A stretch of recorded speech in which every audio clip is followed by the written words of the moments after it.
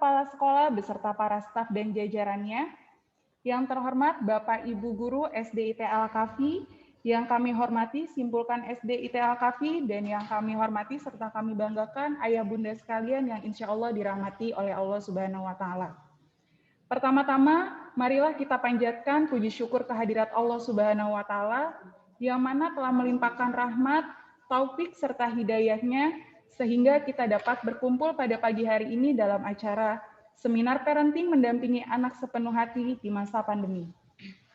Tidak lupa sholawat serta salam, marilah kita limpahkan kepada Nabi besar kita, Nabi Muhammad Sallallahu Alaihi Wasallam, yang telah membawa kita dari zaman kegelapan menuju zaman yang terang benderang. Ayah bunda sekalian, izinkan saya selaku MC pada hari ini untuk membacakan susunan acara. Acara yang pertama ialah pembukaan, kemudian ada pembacaan Quran Surat Al-Qiyamah ayat 1-40 oleh Ananda Siti Nur Syarifah. Setelahnya ialah menyanyikan lagu Indonesia Raya dan juga lagu Himna Al-Kafi. Kemudian sambutan pertama oleh Ibu Kepala Sekolah kita, yaitu Ibu Dr. Anda Hajah Evi Lutfiati. Kemudian ada sambutan dari Ketua Simpulkan, yaitu Ibu Hajah Kamila Anhar SE. Setelah itu baru kita memasuki ke acara inti kita, yaitu Seminar Parenting Mendampingi Anak Sepenuh Hati di Masa Pandemi. Selanjutnya ada doa, dan terakhir ialah penutup. Baik ayah bunda sekalian, untuk mempersingkat waktu kita, marilah kita buka acara pada hari ini dengan membaca basmalah bersama-sama. Bismillahirrahmanirrahim. Berikutnya ialah pembacaan Quran Surat Al-Qiyamah ayat 1-40 oleh Ananda Siti Nur Syarifah dari kelas 6 Umar. Kepada Ananda kami persilahkan.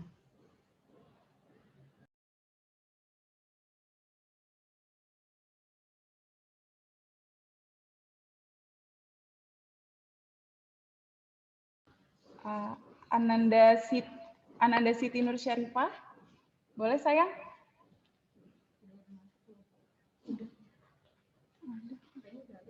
Tadi sudah.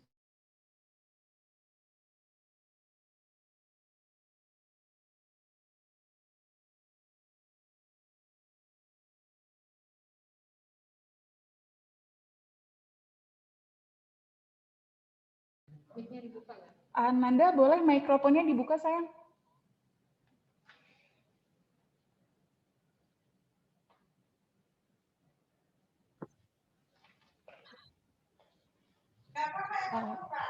Belum terdengar oleh Bu Mega suaranya, Nak. Ini online, Mama. Siti Nur Syarifah ada.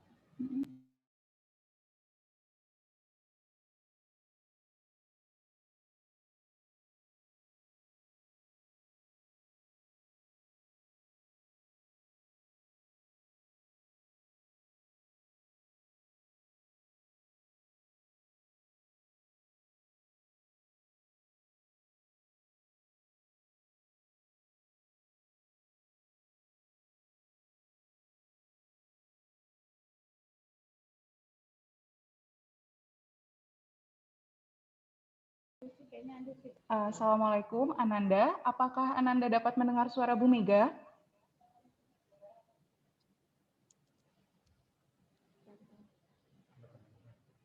Lagi OTW aja ini.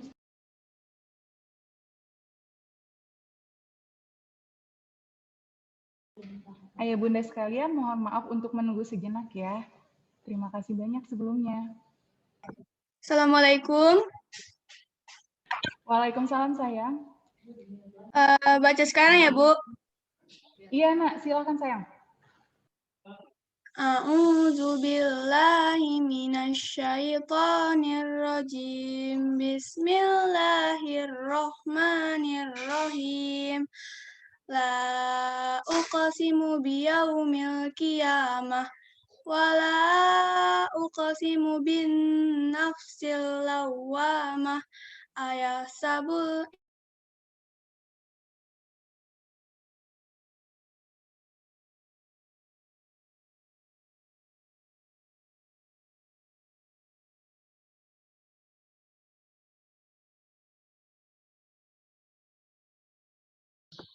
Ayahsabul insanu allan najma'a izamah bala qadirina ala an nusawwiya banana bal yuridul insanu liyafjura amama yas'alu ayyana yaumul qiyamah fa idza bariqal basar wa khasafal qamar wa jumi'asy syamsu wal qamar yaqulu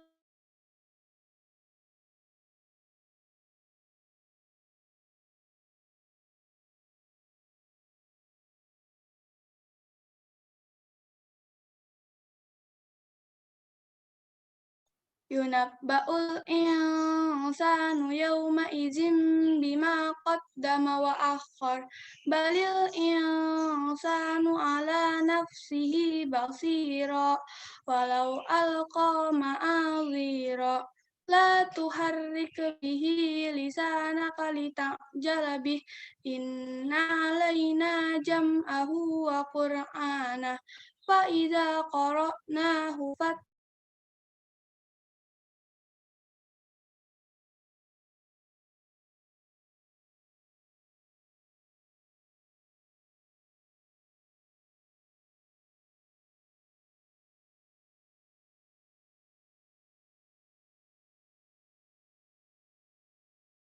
ووجوه يومئذ باصرة تظن أن يفعل بها فاكرة كلا إذا بلغت التراقي وقيل من راق وظن أنه الفراق والتفت الساق بالساق إلى ربك يومئذ المساق فلا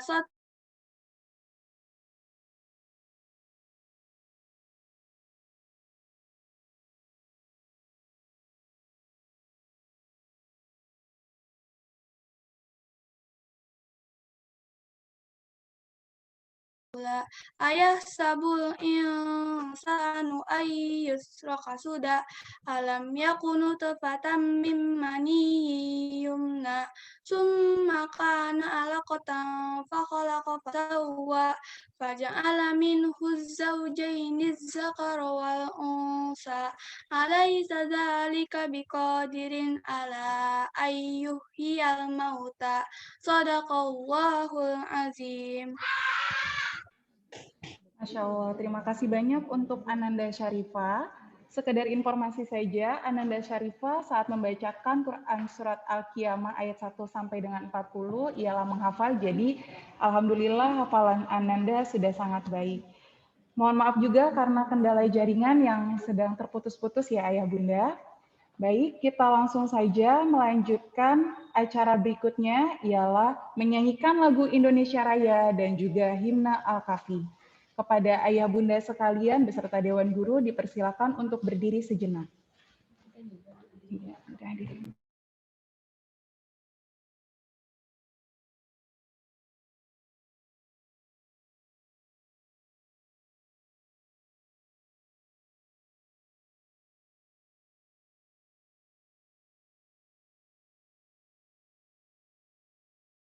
Lagi share screen. Oh, iya.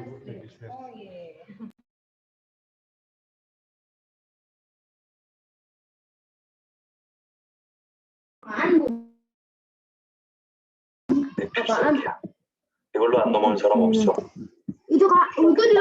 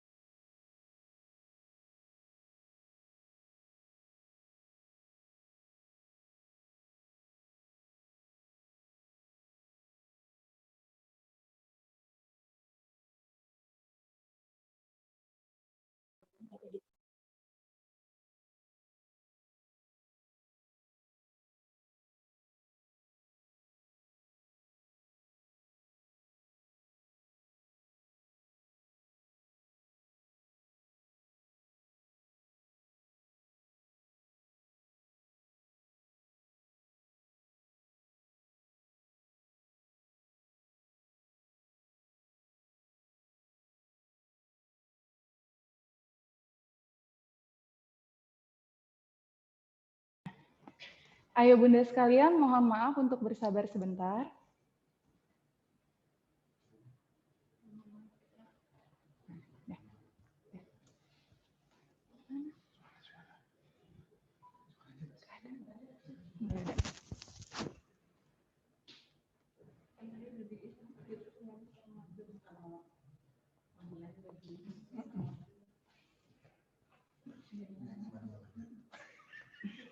Kasih di mana ya? Ayo Bu Mega. Ayo. Bisa. Mas, memang itu kan ada flash disk-nya Mas Davi. Itu kan ada flash disk-nya Mas Davi, Pak Habibie.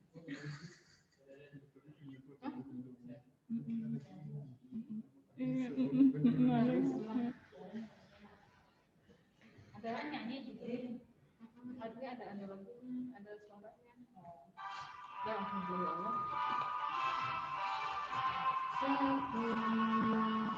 Di sanalah aku berdiri, jadi pandu ibuku.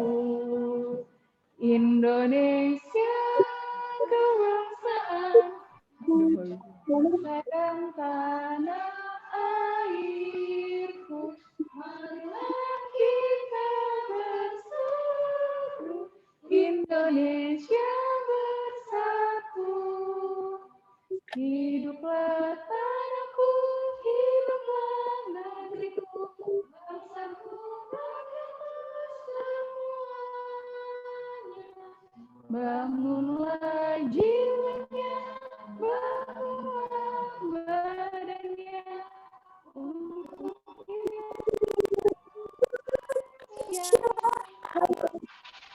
Indonesia yang tercinta, Indonesia Raya, merdeka, merdeka, hiduplah Indonesia Raya.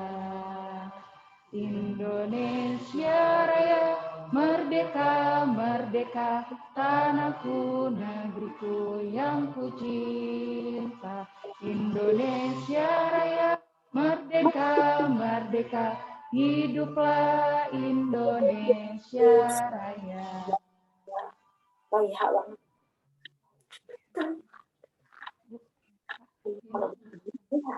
Baik. Berikutnya ialah himne SDIT Al-Kafi.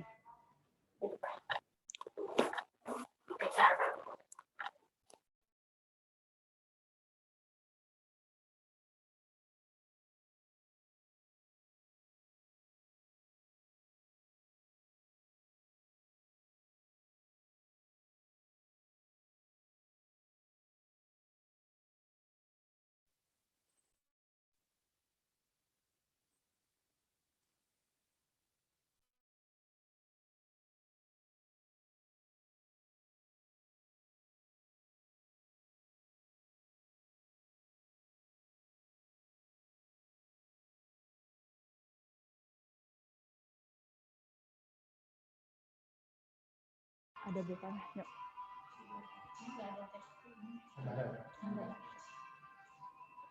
Insya Allah. Sampai mana?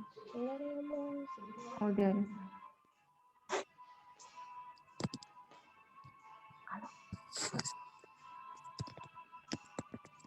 SDIT Al-Kafi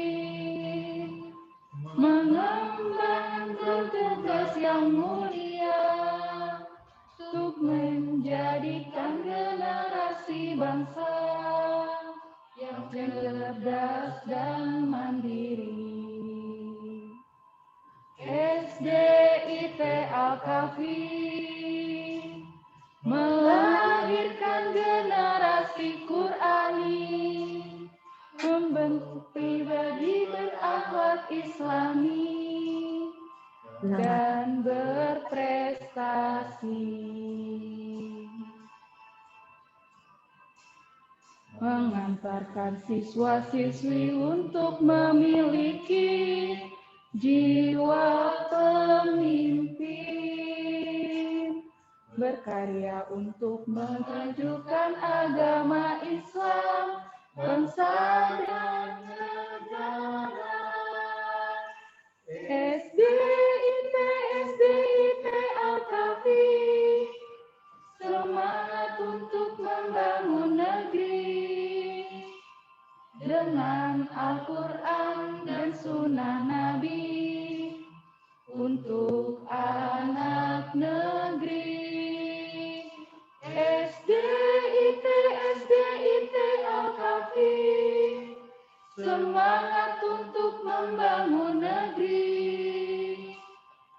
dengan seluruh keyakinan diri dan ridho ilahi. Mengantarkan siswa-siswi untuk memiliki jiwa pemimpin, berkarya untuk memajukan agama Islam, bangsa dan negara.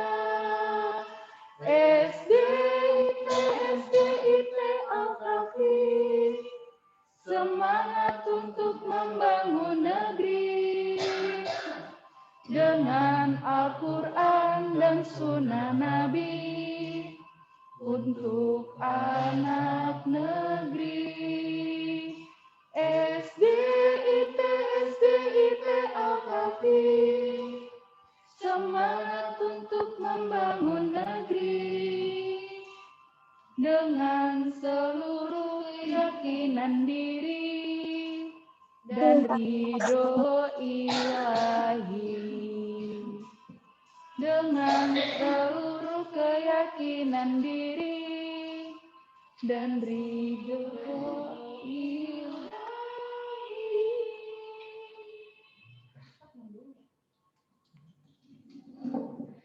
Terima kasih ayah bunda sekalian. Ayah bunda sekalian dipersilakan untuk duduk kembali.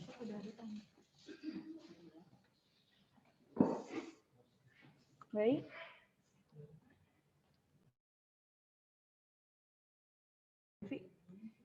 Baik, kita langsung saja melanjutkan ke acara berikutnya, ialah sambutan. Selamat datang.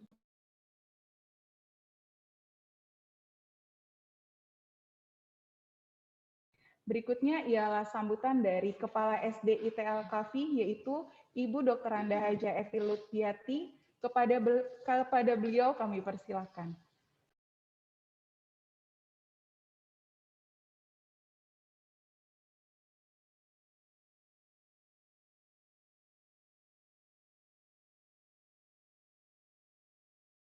Waalaikumsalam warahmatullahi wabarakatuh.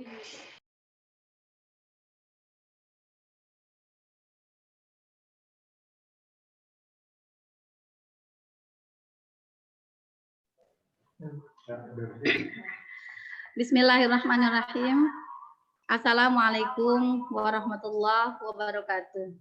Waalaikumsalam warahmatullahi wabarakatuh. Bismillah walhamdulillah wala haula wala quwata illa billah amma ba'du. Qala Allah Ta'ala fil Qur'anil Aziz, ya ayyuhalladzina amanu ista'inu bis sabri was salah innallaha ma'as sabirin. Wa qala aidan fa inna ma'al usri yusran inna ma'al usri yusra. Shadaqallahu azim. Yang saya hormati narasumber pada hari ini, guru kita, ustadz kita yang sangat hebat, yaitu Bapak Ustadz Benri Jaisyur Rahman.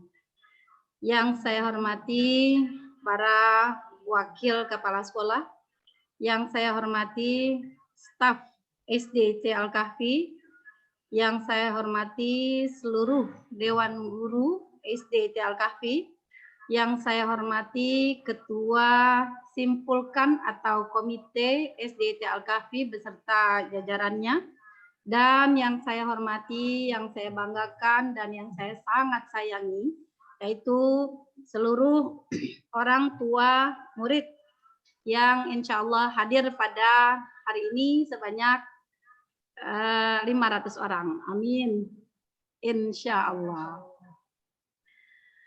Alhamdulillah, puji dan syukur marilah kita panjatkan kehadirat Allah Subhanahu wa Ta'ala pada pagi menjelang siang yang cukup cerah ini. Allah senantiasa memberikan kita kesehatan yang sangat sempurna, sehat walafiat, sehingga kita bisa mengikuti acara yang sangat luar biasa dan kondisi yang sangat luar biasa, yaitu kegiatan parenting orang tua, siswa, dan guru. yang bertemakan parenting pada hari ini, yaitu mendampingi anak sepenuh hati di masa pandemi, yang nanti akan diberikan ilmunya dari Ustadz kita yang sangat hebat, yaitu Ustadz Benri Jaisyur Rahman. Salawat dan salam tercurah limpahkan kepada Nabi besar Muhammad Sallallahu Alaihi Wasallam. Mudah-mudahan nanti di yaumil qiyamah nanti kita semuanya, terutama yang hadir, seluruh keluarga besar Al-Kahfi, mendapat syafaatul ujma dari beliau Nabi besar Muhammad Sallallahu Alaihi Wasallam. Bapak Ibu hadirin sekalian yang berbahagia, rasanya di masa pandemi ini memang tidak bisa dipungkiri ya, apapun kegiatannya dari mulai KBM, kemudian parenting, rapat-rapat, ini kita laksanakan secara jarak jauh atau online. Dan ini memang memaksakan kita untuk seperti ini. Dan oleh karena itu teman-teman, orang tua murid dan teman-teman guru, di masa pandemi ini untuk kegiatan apapun itu tidak merasa mundur ya semangatnya.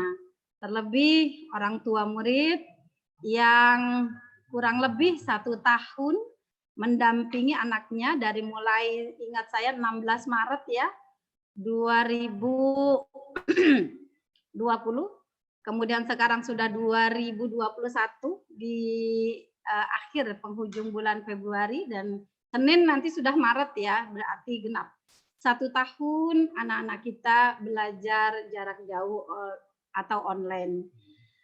Nah, ucapan yang saya berikan dan apresiasi kepada seluruh orang tua murid, walaupun tanpa sertifikat ya Bapak Ibu, bahwa selama 1 tahun ini dengan sabar, dengan ikhlas mendampingi anak-anaknya belajar dengan dengan cara jarak jauh atau online. Tapi saya yakin kalau seluruh orang tua murid mengajar anak-anaknya dengan sabar, ya, seperti guru-guru sabarnya menghadapi, mendidik, mengasuh anak Bapak Ibu semua. Ya, dan ini sebuah hikmah yang sangat besar buat kita semua, baik orang tua murid, guru, dan semua keluarga yang di Al-Kahfi ini. Memang ini adalah sebuah hikmah yang harus kita ambil, bahwa kita adalah manusia yang sangat lemah, yang tidak bisa apa-apa andai Allah sudah berkehendak. Kemudian hikmah yang bisa diambil bahwa di sini saatnya kita mengadakan sinergi, kemudian memberikan pendidikan yang berkesinambungan dari pihak sekolah dan pihak orang tua. Mudah-mudahan hikmah yang kita bisa ambil adalah kesabaran tetap terjaga, keikhlasan tetap terjaga, karena sesungguhnya orang-orang yang sabar dan ikhlas akan Allah ganti pahala yang sangat luar biasa. Dan tadi saya sudah bacakan ayatnya bahwa fa inna ma'al usri yusra. Saya yakin Bapak Ibu semua orang tua murid merasa susah ya di awal-awal, tapi mudah-mudahan sekarang sudah terbiasa. Merasa susah, kemudian jengkel, emosi, dan lain sebagainya. Hati dan perasaan tidak karuan untuk mendidik, memberikan, mentransfer ilmu kepada anaknya masing-masing ya di rumah, yang mudah-mudahan ini mendidik kita untuk menjadi orang yang sabar. Kemudian fa inna ma'al usri yusra, kata Allah 2 kali disebutkan inna ma'al usri yusra. Sesungguhnya di atas kesulitan maka akan ada kemudahan insyaallah. Nah, Bapak Ibu sekalian, untuk hari ini kita akan mendapatkan ilmu yang sangat bermanfaat, yaitu mendampingi anak sepenuh hati di masa pandemi. Dan mungkin yang sudah sabar, yang sudah ikhlas, yang sudah sangat hebat mendampingi anak-anaknya, dan mau tidak mau dengan terpaksa belajar materi-materi tema, kemudian mendampingi tahsin tahfidz dan lain sebagainya. Mudah-mudahan ini menjadi ladang pahala buat Bapak Ibu semua di rumah. Kemudian tidak lupa saya ucapkan terima kasih juga kepada Ketua Komite ya dan jajarannya atas terselenggaranya acara kegiatan ini, karena memang sudah sangat lama kita dari mulai sebelum pandemi ya, sebelum pandemi kita rencanakan untuk memanggil atau mengundang Ustadz Benri Jaisyur Rahman, tapi baru kali ini kondisinya tatap maya. Tapi qadarullah memang asal kita semangat, insya Allah ilmunya manfaat ya. Dan alhamdulillah kita bisa bertemu walaupun dengan dunia maya ya. Mudah-mudahan ilmunya menyerap untuk kita semua dan kita bisa aplikasikan di dalam kehidupan kita sehari-hari. Nah, Bapak Ibu semua, mohon doanya dari kita semua, mudah-mudahan Juli yang akan datang kita dan siswa semua bisa datang ke sekolah ya, bisa datang ke sekolah, kemudian tatap muka, karena tidak ada lain usaha kita kepada Allah Subhanahu wa taala, hanya doa dan doa yang kita munajatkan agar supaya nanti Juli yang akan datang walaupun sistemnya rotasi atau dengan metode shift gitu ya, atau misalnya cuma seminggu 3 kali dikasih kesempatan dan diperbolehkan untuk anak-anak datang ke sekolah, walaupun dengan jumlah yang dibatasi tidak apa-apa. Kita akan siapkan bagaimana protokol kesehatan akan kita kita laksanakan dengan sesuai dengan aturan pemerintah. Ya, untuk Bapak Ibu sekalian, selamat mengikuti acara parenting pada hari ini. Mudah-mudahan ilmunya manfaat, kita bisa aplikasikan pada kehidupan kita sehari-hari. Terima kasih, saya ucapkan jazakallah khairan katsir kepada narasumber hebat pada hari ini, Ustadz Benri Jaisyur Rahman, dan terima kasih kepada Bunda Faiz dan teman-teman yang sudah memfasilitasi kami semua untuk terselenggaranya acara ini. Sekian dari saya. Assalamualaikum warahmatullahi wabarakatuh. Waalaikumsalam warahmatullahi wabarakatuh. Terima kasih banyak Bu Evi atas sambutannya. Selamat datang kami ucapkan kepada Ustadz Benri Jaisyur Rahman yang alhamdulillah sekarang sudah bergabung. Assalamualaikum Ustadz. Waalaikumsalam warahmatullahi wabarakatuh. Baik, kita lanjutkan ke acara berikutnya ialah sambutan dari Ketua Simpulkan, yaitu Ibu Hajah Kamila Anwar SE kepada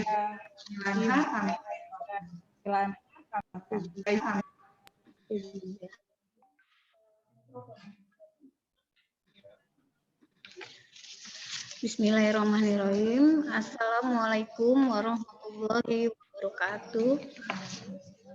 Waalaikumsalam warahmatullahi wabarakatuh. Yang terhormat Kepala Sekolah SD ITE Al-Kafi yaitu Ibu Evi. Yang terhormat Wakil Kepala Sekolah SD ITE Al-Kafi beserta jajaran stafnya. Yang terhormat Dewan Guru. Kemudian yang kami cintai seluruh OTM Al-Kafi. Tak lupa juga Ustadz Benri Jaisyur Rahman. Rasa syukur kita atas berkat dan rahmat yang telah Allah berikan sehingga kita dapat berkumpul melalui online ini ya, parenting ini. Salawat serta salam kami curahkan kepada Nabi besar Muhammad SAW karena telah membawa kita semua ke zaman penerangan seperti saat ini. Alhamdulillah. Pada kesempatan ini, alhamdulillah kita bersua melalui parenting ini, di mana sudah setahun ini kita lalui, karena pandemi belum juga usai. Alkulihal, mudah-mudahan kita sudah bisa menyesuaikan diri dengan situasi ini. Kita terus berupaya mengupgrade diri kita, terutama di tengah pandemi ini. Untuk terus belajar bagaimana kualitas diri kita menjadi orang tua yang amanah, di mana menjadi orang tua yang amanah ini salah satunya adalah mampu membimbing anak-anaknya untuk bisa masuk ke dalam surganya Allah Subhanahu wa Ta'ala. Dan kesempatan ini kita bicara tentang mendampingi anak sepenuh hati di masa pandemi. Semoga kita semua bisa mempraktekkan ilmu yang sudah didapat dalam kehidupan sehari-hari yang butuh lebih perjuangan di masa pandemi ini. Sekian dari saya, kurang lebihnya mohon dimaafkan. Wassalamualaikum warahmatullahi wabarakatuh. Waalaikumsalam warahmatullahi wabarakatuh. Terima kasih Bunda atas sambutannya. Langsung saja kita masuk kepada acara inti kita, yaitu seminar parenting mendampingi anak sepenuh hati di masa pandemi oleh Ustaz saja kita masuk kepada acara inti kita, yaitu seminar parenting menghadap nama lengkap ialah Bendri G. Surahman, alamat Bambu Apus, Cipayung, Jakarta Timur, tempat dan tahun lahir Jakarta 1981, Instagram atau Twitter @ajobendri, kemudian channel YouTube-nya ialah Senyum, Semangat, dan Tulus, serta yakinlah Allah mencintaimu meski kamu tak harapkan cintanya. Pendidikan, pernah mengecam pendidikan di Mahat Al-Hikmah Jakarta, FISIP UI, Mahat Utsman bin Affan Jakarta. Adapun aktivitas saat ini ialah mubalik, praktisi Islamic Parenting, pendiri dan pembina Yayasan Langkah Kita, konselor keuangan dan pernikahan, sebagai penulis dan sebagai narasumber di berbagai seminar diskusi. Baik, langsung saja kita sambut narasumber hebat kita pada hari ini ialah Ustadz Bendri G. Surahman. Kepada Ustadz Bendri, saya persilahkan. Silakan Ustadz. Iya, ralat ya, saya bukan konselor keuangan nih, saya konselor keluarga. Lagi butuh uang juga. Terima kasih. Baik ya, maaf gitu ya, mungkin kecepatan bacanya. Bismillahirrahmanirrahim. Assalamualaikum warahmatullahi wabarakatuh. Waalaikumsalam warahmatullahi wabarakatuh. Innal hamdalillah nahmaduhu wa nasta'inuhu wa nastaghfiruh wa na'udzubillahi min syururi anfusina wa sayyiati a'malina. Man yahdihillahu fala mudhillalahu wa may yudlil fala hadiyalah. Asyhadu an la ilaha illallah wahdahu la syarikalah wa asyhadu anna Muhammadan abduhu wa rasuluhu la nabiyya ba'dah wa la haula wa la quwata illa billahi wa ba'd. Yang saya muliakan, saya hormati Ibunda Dr. Anda Hajah Evi Lutfiati selaku Kepala SDIT Al-Kahfi. Ya, Masya Allah ya, Al-Kahfi ini kisah pemuda lari ke gua gitu ya. Ini ibu-ibu yang pegang Al-Kahfi. Masya Allah ya Bunda ya. Nah, Bunda lari ke gua tapi guanya di Al-Kahfi ya. Masya Allah. Yang juga saya muliakan ya, Ketua Simpulkan. Saya juga bingung apa yang mau saya simpulkan gitu ya. Iya, belum kajian udah disuruh simpulkan gitu ya. Berarti ketuanya disuruh menyimpulkan nanti ya. Bunda Mama Faiz ya, Mama Faiz di sini Hajah Karmila Anhar SE. Dan juga buat para pengurus sekolah yayasan dari sekolah SDT Al-Kahfi ini, buat para bunda, Masya Allah ya, muka-mukanya emang sedikit berbeda. Ini muka-muka ditekuk gini, muka-muka akhir bulan biasanya nih. Ya ini menentukan memang ekspresi wajah itu tergantung kondisi saldo di tabungan. Jadi ada yang muka-mukanya ya Allah, ya ini lagi bertahan hidup, bisa nggak sih makan sampai hari Ahad gitu. Karena baru masuk tanggal 1 hari Senin gitu ya. Tapi alhamdulillah nih kayaknya nggak ada yang tetap ekspresi gembira, senyum. Ini bunda-bunda yang hebat luar biasa. Ya, juga buat para ayah. Saya nggak ngeliat para ayah, nggak tahu ibu emang ini dilarang ayah hadir atau ibu-ibu nggak ngundang nih ayah-ayah nih. Ayahnya harusnya hadir nih Bu ya. Kalau ada Mama Amira suami ikut duduk di samping Pak. Ya, justru wajib ayah hadir. Orang saya mau ngomong sama ayah. Karena yang bikin ibu-ibu stres selama ini kan suami ya Bu ya. Ini suami yang mau kita nasihatin gitu ya. Nah, gue stres karena lo gitu ya. Pergi mulu, mana transferan kurang gitu ya. Ya nggak jarang ngajak ngobrol nah gitu. Jadi pengennya sih bapak-bapak kalau ada suaminya yang lagi di sebelah diseret aja sebelah. Nah ada nih saya lihat nih ada Bunda Lia sama suaminya nih, alhamdulillah ya suaminya nyimak ya.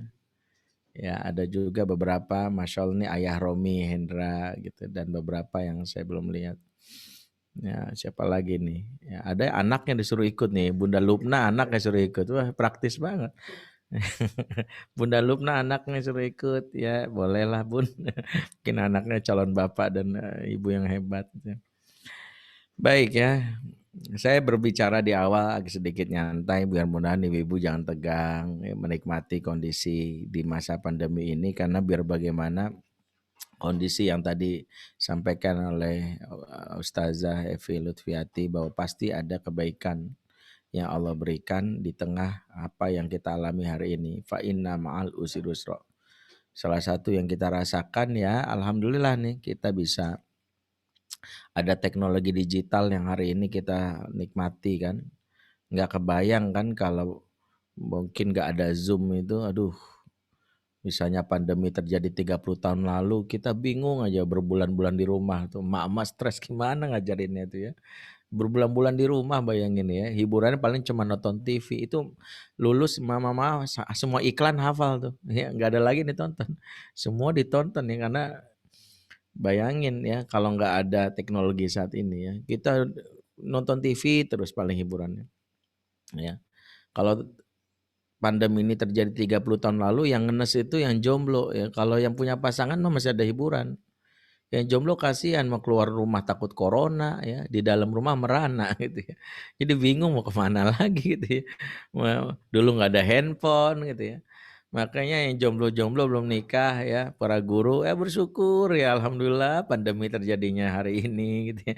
Jadi masih bisa ya menghibur diri ya.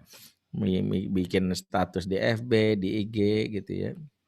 Ya Masya Allah. Jadi kita nikmatin lah hari ini. Bahkan salah satu yang kita nikmati, kita bersegi dari rumah, kita bisa melakukan banyak hal.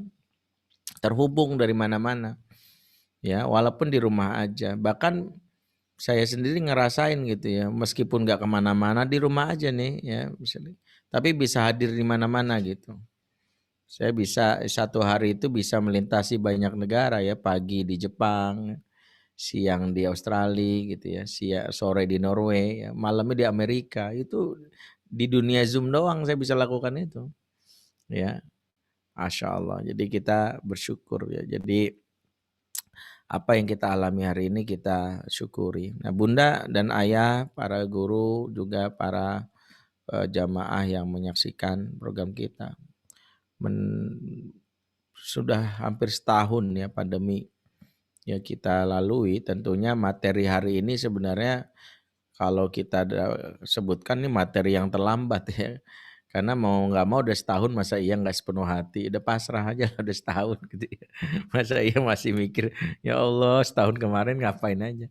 Ya mau nggak mau kita berpikirnya sekarang bagaimana memanfaatkan situasi ini untuk memberikan dampak pengaruh pada anak. Maksudnya gimana? Momen yang terjadi setahun bahkan kita nggak tahu prediksi ke depan apakah terus seperti ini, tapi jadikanlah momen ketika di rumah saja bersama anak ini momen yang memorable moment.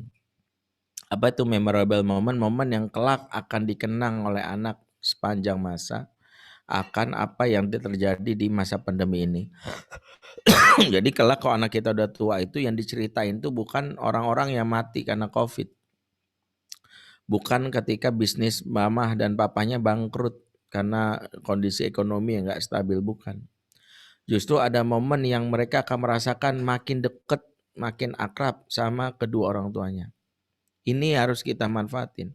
Dengan ayah makin dekat, ya dulu sebelum pandemi terjadi kalau anak-anak ditanya, ayahmu mana? Ya jawabnya gelap ya. Karena ayah hadir pas gelap-gelap doang kan gitu ya. Sebelum matahari terbit dan setelah matahari terbenam kan gitu. Jadi ayah ini sejenis Batman lah ya, cuman bedanya nggak ada sayap. Ya, begitu sekarang kan kelihatan, ayah ternyata nggak gelap ya, ayah terang mukanya gitu ya. Kecuali ayah yang memang takdirkan berkulit gelap gitu. Jadi anak-anak menikmati gitu ketika di rumah bersama ayah. Dengan bundanya juga gitu, makin merasa dekat ya. Justru merasakan hal-hal yang kuat secara emosional. Maka ketika di rumah ini target kita adalah saat masa pandemi ini kita bikin memorable moment. Kapan lagi Allah bikin kita untuk berada di rumah sering-sering. Bisa jadi nanti pas anak udah gede mereka udah sibuk banget dengan bisnisnya, dengan kuliahnya. Maka mereka tidak punya pengalaman indah ketika masa kecil, ini yang membuat mereka makin jauh. Jadi makanya manfaatin ini. Jangan sampai justru momen pandemi yang Allah berikan untuk kita mengakrabkan jadi momen yang traumatis. Sebagian anak banyak yang justru merasakan tertekan ada di rumah. Ya sampai ada anak yang berdoa, ya Allah, angkatlah wabah corona ini ya Allah. Bukan takut coronanya ya Allah, takut sama mama ya Allah. Gitu. Dia takutnya sama mama. Kalau corona mah bikin batuk, pilek. Kalau mama bikin stres, pusing, sakit kepala, muntah, mual-mual. Mama ini sejenis corona mutasi baru. Ya, jadi virus baru. Jadi mama ini kayak mutasi baru deh. Lebih serem. Ya, itu anak-anak malah makin gak deket gitu sama mamanya gitu. Jadi jangan sampai corona ini malah merenggangkan hubungan, malah bahkan yang lebih ekstrim kalau anak-anak malah mendapatkan luka pengasuhan yang mungkin akan membuat kita ya mendapatkan hasilnya di masa dewasa. Karena itu situasi yang sekarang sudah kita hadapi sampai setahun ini harusnya kita sudah mulai merenung. Sudahkah kita sudah memberikan hak anak minimal apa? Di masa pandemi ini target kita sih sebenarnya nggak usah jauh-jauh. Kalau saya pernah ditanya, Ustadz targetnya apa sih dampingin anak di rumah? Targetnya sederhana, bikin anak ketawa. Itu aja. Oh gitu Ustadz, iya. Bikin anak ketawa. Kenapa kita harus bikin anak ketawa? Satu, karena itulah yang memberikan sebuah gambaran, inilah rumah surga yang sering kita sampaikan kepada orang lain. Baiti jannati, rumahku surgaku. Dan rumah surga itu rumah yang mencerminkan gambaran tentang aktivitas penduduk surga. Emang penduduk surga ngapain Ustadz? Salah satu cerita Quran yang dikisahkan dalam Al-Quran tentang penduduk surga, Allah sebutkan dalam surat Abasa. Wujuhu yawma ilim musfirah dohikatum mustabsyirah. Wajah mereka di hari itu berseri-seri, ketawa happy, bergembira ria. Jadi kalau kita ingin supaya rumah ini jadi rumah surga, pastikan wajah penduduk atau anggota keluarganya happy, ketawa. Kalau yang terjadi sebaliknya, anak-anak lebih banyak stres, nangis, bahkan teriak-teriak, capek mama, capek. Maka maaf, ini justru suasana neraka ditambah mamanya bentak-bentak. Mama udah bilang berkali-kali sama kamu. Nah, inilah gambaran penduduk neraka yang disebutkan dalam surat Fatir ayat 37. Hum yastarihuna fiha. Mereka penduduk neraka suka berteriak-teriak di dalamnya. Jadi kebiasaan teriak itu kebiasaan penduduk neraka. Makanya jangan sampai kita yang suka teriak-teriak ini dianggap, jangan-jangan nih titisan malaikat Malik nih. Lagi mampir gitu ya. Ya, jangan sampai dianggap kita membuat suasana neraka dalam rumah. Jadi yang pertama memang targetnya itu bikin ketawa supaya tercipta rumah surga. Itu dulu. Kenapa harus ketawa? Yang kedua, karena ketawa itu juga yang buat anak-anak betah berlama-lama. Sekarang kan jargonnya itu stay at home, jangan kemana-mana kalau bisa, ya betahlah di rumah kan gitu ya. Agar anak-anak kita jangan keluyuran, apalagi sudah ABG. Gimana anak bisa nggak keluyuran kalau di rumahnya dia nggak dapat kebutuhan dasar? Kebutuhan dasar anak itu ketawa. Happy. Bahkan bagi sebagian anak ketawa itu udah kayak NKRI, harga mati. Kalau nggak didapetin sama orang tuanya, dia cari sendiri di mana? Di gadget. Dia cari sendiri di mana? Dia cari di luar. Dia cari sendiri di mana? Dia cari sendiri di tempat-tempat keramaian, di nongkrong, ya, di mall dan sebagainya. Makanya yang kita pastikan wajib anak kita ketawa biar bisa betah. Saya tuh jadi konselor dari tahun 2002 dan sampai sekarang, dan saya dulu sempat setahun di jalanan untuk mengamati perilaku anak-anak. Saya kadang-kadang mikir ada anak-anak tuh yang betah nongkrong tuh bisa sampai jam 2 pagi, jam 3 pagi.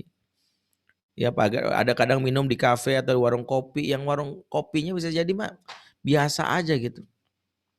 Saya menduga nih jangan-jangan anak orang miskin kali yang nggak punya rumah gitu. Ternyata banyak anak orang kaya loh, yang rumahnya luas, besar. Tapi kenapa sih mereka nggak betah di rumah atau nggak mau pulang? Jawabannya mungkin yang selama ini kita nggak pernah pikirin. Soalnya di rumah gue nggak bisa ketawa seperti ini. Di rumah gue tuh tegang banget. Ya, mama kalau belum apa-apa udah keluar ayat. Ingat Allah berfirman Al-Qur'an, auzubillahi minasyaitonirrajim. Ya aduh Allah, diruqyah mulu kan. Setiap di rumah itu diruqyah. Ya ayat keluar, ya Bapak juga gitu. Belum apa-apa diskusinya bikin kita stres. Duduk di meja makan ditanya, "Nak, menurut kamu inflasi ekonomi berapa persen?" Ya Allah, Pak. Ditanya inflasi ekonomi, perasaan Ibu Sri Mulyani aja kagak bisa jawab. Lah kita suruh jawab. Ketika ngeliat muka bapaknya tegang kayak gini sampai berkesimpulan, gue jangan-jangan tinggal di Korea Utara ya. Ini jangan-jangan Papa Kim Jong Un lagi nyamar nih kan gitu. Jadi ketika bapaknya sama ibunya nggak bisa bikin ketawa, mereka nggak betah di rumah. Demi Allah. Makanya targetnya ketawa dulu. Ya ini simple kan. Nah habis ini kan tinggal belajar sama Sule gitu. Ya. Yang ketiga, kenapa saya harus ketawa? Karena ketawa itu memicu hormon happiness. Hormon kebahagiaan. Ada 4 deh yang keluar. 1 dopamin, 2 oksitosin, 3 endorfin, 4 serotonin. Kalau kita ketawa, mama lucu banget ya. Tiba-tiba keluar itu, maka meningkatkan antibodi yang selama ini kita bilang imunitas. Anak kita harap jangan penyakitan apalagi masa pandemi, ya Allah berlindung deh emang. Ya, saya itu sekeluarga udah ngalamin COVID. Ya, udah ngalamin COVID. Sekeluarga saya, istri, ibu, anak. Waktu istri saya pertama kali nyatain COVID, istri saya diminta berpisah sendirian. Ya, maksudnya diisolir. Saya waktu itu belum. Saya bilang sama dokter, "Dok, saya nggak mau dipisah sama istri saya. Dia belahan jiwa kan gitu ya. Separuh jiwaku pergi." Dan saya tahu orang kalau udah dipisah malah ngedrop. Istri saya itu imunitasnya saya ini imunitasnya dia. Makanya saya bismillah lah kena COVID nggak apa-apa dah. Saya bilang, dokter bilang resiko banget Pak, nggak apa-apa. Bismillah gitu. Saya nggak mau biarin istri saya sendirian. Masa iya diisolasi mandiri sendirian. Akhirnya saya temenin berdua, ngapain kami? Bercanda aja. Bercanda mesra, maaf ya. Ini kayak bulan madu aja. Ya kelitikan, berita yang bahkan tidur sering-sering tidur berdua. Saya ya itu aja yang aktivitas yang membahagiakan. Istri saya minimal ketawa ya, kadang-kadang saya cerita joke yang lucu, Mi pernah gitu. Wah, Abi bisa aja. Yang kayak gitu. Kalau kita sadari tentang ini sebenarnya nggak perlu ke rumah sakit. Selama ini nggak tahu ya analisis saya, suami sama istri lagi sakit, suaminya dipisah. Emang enak rumah sakit ya, kebayang istrinya gimana, beban. Kalau saya saranin ya, saya bukan berarti ini ngelawan dokter. Ya memang hormon happiness itu penting. Makanya saya waktu tahu istri saya kena COVID, enggak, ya enak aja dipisah, enggak. Tapi nanti Bapak beresiko, ya bismillah lah ya, tapi saya percayalah. Ya istri saya butuh saya, daripada istri saya kehilangan saya malah makin nyesek. Ya tanpa sakit COVID aja nggak ada saya dinyesek, saya bilang. Ya apalagi ada COVID gitu. Ya udah. Jadi hormon happiness itu penting. Tugas Bapak lah salah satunya di situ membuat ya bagaimana memanage. Jadi siapapun di sini, makanya saya bilang tuh ada teman saya nanya ya makin nama Ben kan lu udah kena COVID ya gimana ceritanya? Ini gue udah kena gini. Solusi pertama adalah jangan pisah sama pasangan. Ya, yang kedua bangun kemesraan. Kau perlu sering-sering berhubungan intim sebenarnya. Ah, masa sih? Ya emang dokter saya nyaranin begitu. Kalau kita bahagia, ya syahwat kita terpuaskan, maka kita akan mendapatkan itu. Malah salah. Pas bunga malah pas pas kena COVID malah menjaga jarak, nggak boleh bersentuhan dulu sayangnya. Ya Allah, gimana nggak stres itu? Ya gimana nggak stres? Ya kalau saya malah bilang enggak, sering-sering peluk aja istri. Ya. Intinya di situ. Jadi hormon happiness ini penting. Hormon kebahagiaan itu penting. Nah itu yang disebutkan kenapa kita saling. Nah salah satunya bikin anak ketawa itu. Jadi kalau anak ketawa daya tahan tubuhnya tinggi insya Allah. Ya walaupun jangan disuruh tes. Yo nak kamu datang ke rumah sakit yang kena COVID yo tes. Nggak usah dites juga. Cari mati. Tapi maksudnya itu yang harus kita bahas. Ini yang Bunda Lubna anaknya kasih ini maksudnya dilihatin. Ya, kayaknya nggak ada orang tuanya ya. Kasihan juga nih. Ya, anaknya nggak pakai baju. Saya jadi terganggu juga. Ya, siapa tuh? Ya, videonya dimatiin coba host ya. Karena nggak enak juga nampakin. Karena telanjang gitu ya. Kadang nih kalau ngisi kajian online ini, memang harus dipenuhi adab-adabnya ya. Orang tua tuh kalau ikut kajian jangan masuk join doang. Ya terus ditinggalin yang lain gitu ya. Adab ilmunya itu nggak dapet. Jadi duduk tenang. Izin kalau nggak bisa tulis gitu. Tadi dilihatin anak atau ibu-ibu juga sebelum nyalain Zoom itu pakai jilbab dulu Bu. Berapa kali aduh mata ini kan ngeliat. Ya Allah ada nggak pakai jilbab gitu ya. Sering. Ya karena kan kita nggak tahu lagi kondisi kayak gimana. Ya Allah ibu gitu, untung nggak ada yang lagi bawa di kamar mandi. Ya Allah jangan deh. Mentang-mentang Zoom itu sesuka hati. Ingat nih kita lagi berinteraksi dengan ilmu, majelis ilmu. Jadi walaupun ibu merasa nggak nyaman, kan nggak tahu awalnya itu pakai jilbab dulu aja. Nanti pasti udah dipastikan videonya mati baru buka. Nih ada yang baru mau join nggak pakai jilbab kelihatan. Ya kan nggak enak ya kalau cakep merusak niat, kalau jelek merusak mata kan habis gitu saya gitu. Ya, jadi ini yang nggak enak gitu. Ya kayak itu sampai mana tadi tuh? Kayak yang keempat. Kenapa sih harus ketawa? Karena ketawa itu cara buat anak bisa belajar. Karena ternyata otak manusia di setting itu saling terhubung antara otak limbix, ini limbix nih, ada otak korteks yang disebut otak besar. Limbix ini pusat perasa, pusat berpikir korteks. Orang bisa berpikir kalau limbixnya terbuka. Limbix terbuka menyebabkan yang namanya informasi masuk sehingga ya korteks bisa berpikir.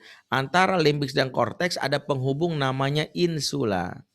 Insula ini kalau kejepit alias tertekan kayak paralon, saluran air aja nggak bisa masuk banyak kalau paralonnya nyempit. Nah paralon ini atau insula ini menyempit kalau limbix tertekan. Limbix tertekan itu kalau anak stres tertekan. Makanya ibu-ibu yang pengen anak bisa belajar sambil dibentak-bentak nggak bisa Bu. Cepetan hafalin susah banget. Awas yang udah hafalin, pukul nih. Nggak bakalan. Makin tertekan anak makin nggak bisa berpikir. Justru kalau pengen berpikir mau ngomongin tang ting tung ting tang ting, ayo main dulu ya tuh gitu dulu. Karena happy itu yang harus dibutuhkan. Makanya ketawa itu salah satu yang harus dibutuhkan. Dan yang kelima, kenapa harus ketawa? Karena ketawa itu berpahala. Karena Rasulullah Shallallahu Alaihi Wasallam memberikan ya jaminan kepada para ayah yang menyenangkan. Ya, kata dalam banyak hadis misalnya afdalul a'mal tudkhilu sururu fi qalbil muslim. Amalan yang paling dicintai Allah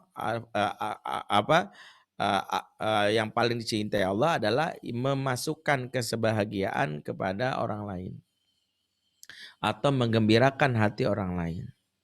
Jadi menggembirakan hati orang lain itu pahala luar biasa.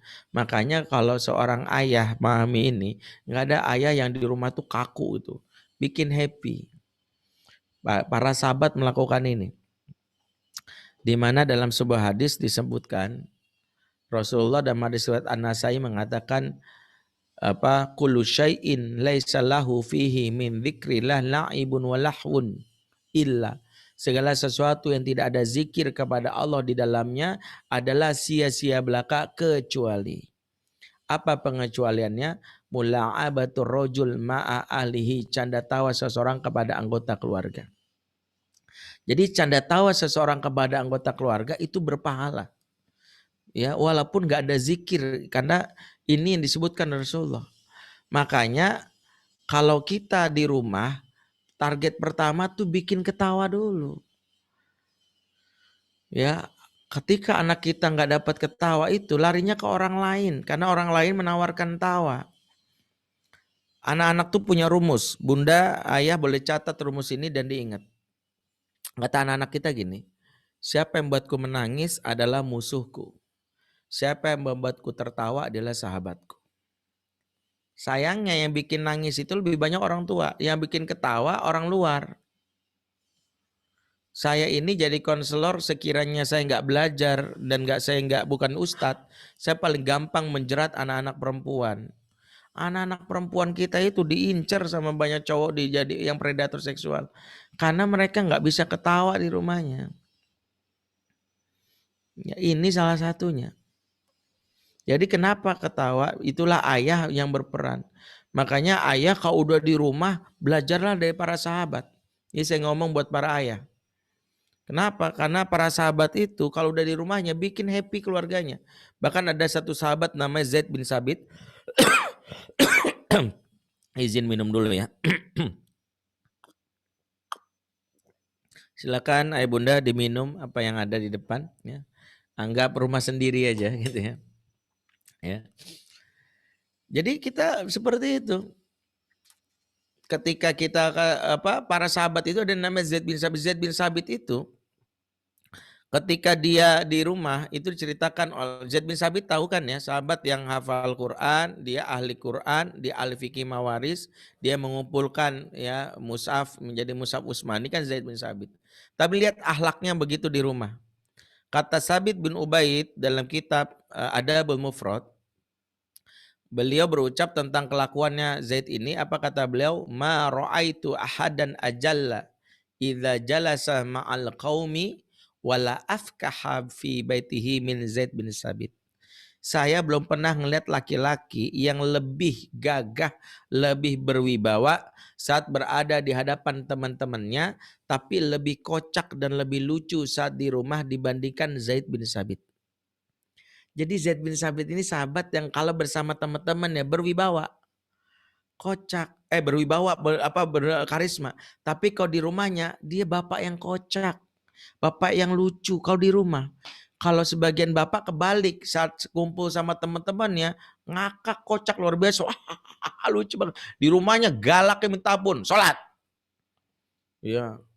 Belajar susah belum gibeng tabok nih. Wah Allah, kebalik banget.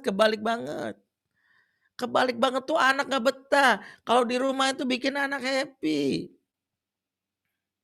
Makanya kalau ditanya mendampingi anak sepenuh hati masa pandemi, targetnya gak usah muluk-muluk, bikin ketawa. Itu sumber pertama. Udah jelas masa ini gimana caranya ketawa bareng deh. Ngobrol yuk kita sambil ketawa. Ngobrolnya gak usah serius-serius amat. Main tebak-tebakan kayak kadang anak seneng gitu ya. Ya main tebak-tebakan, nak kenapa anak babi jalannya nunduk? Nggak tahu Pak, soalnya dia malu ibu bapaknya babi. Papa bisa aja. Kenapa anak kodok jalannya lompat-lompat? Nggak tahu Pak, soalnya dia seneng ibu bapaknya bukan babi gitu. Jadi dia lompat-lompat. Papa bisa aja. Sekarang kenapa anak kanguru jalannya lompat-lompat? Aku tahu. Soalnya dia seneng kan ibu bapaknya bukan babi juga. Salah. Terus kenapa? Anak kanguru jalannya lompat-lompat ya. Namanya juga anak-anak, nak biasa lompat-lompat. Ya kamu juga sering lompat-lompat ya. Nah anak-anak memang begitu. Jadi kalau anak-anak dari kecil dibiasain kayak gini, akrab. Nyaman. Kapan lagi bisa senyaman ini di rumah? Nah ini menjadi tantangannya. Pertanyaannya, wah berat Ustadz, berat. Kenapa? Soalnya saya sendiri nggak bisa lucu, nggak diketahui. Karena saya sendiri ya Allah Ustadz. banyak banget permasalahan ini. Nah, berarti pintu gerbang pertama yang buat anak itu nggak bisa ketawa siapa? Emaknya. Emaknya kalau stres kayak gitu gimana? Kalau ibu sebagai pintu gerbang pertama anak itu nggak bahagia, gimana bisa anak bisa bahagia? Makanya ibu-ibu itulah yang menjadi dasar kualitas hubungan anak dengan orang tua di rumah. Ibu yang stres membuat anak yang tidak bahagia. Sebaliknya ibu yang happy, anak happy. Karena kualitas emosi ibu dipengaruhi oleh kualitas emosi Anda dipengaruhi oleh ibu. Dalam Quran diceritakan wal baladut thayyibu yakhruju nabatuhu biizni rabbih, dan tanah yang baik akan keluar darinya tanaman-tanaman yang baik. Tanah yang dimaksud siapa? Ibu. Ibu kalau baik keluar tanaman yang baik. Tanaman itu siapa? Anak. Ibunya ibarat tanah, dan ibu diibaratkan tanah di ayat yang lain juga ada. Nisa'ukum harthulakum. Istri-istrimu ibarat tanah ladang tempat engkau bercocok tanam. Artinya ibu itu ibaratkan tanah. Kalau di surah Al-Baqarah disebut harf artinya tanah ladang. Kalau disebut Al-A'raf 58 al-balad, tanah yang luas. Sama-sama tanah. Dengan demikian emosi ibu sangat mempengaruhi.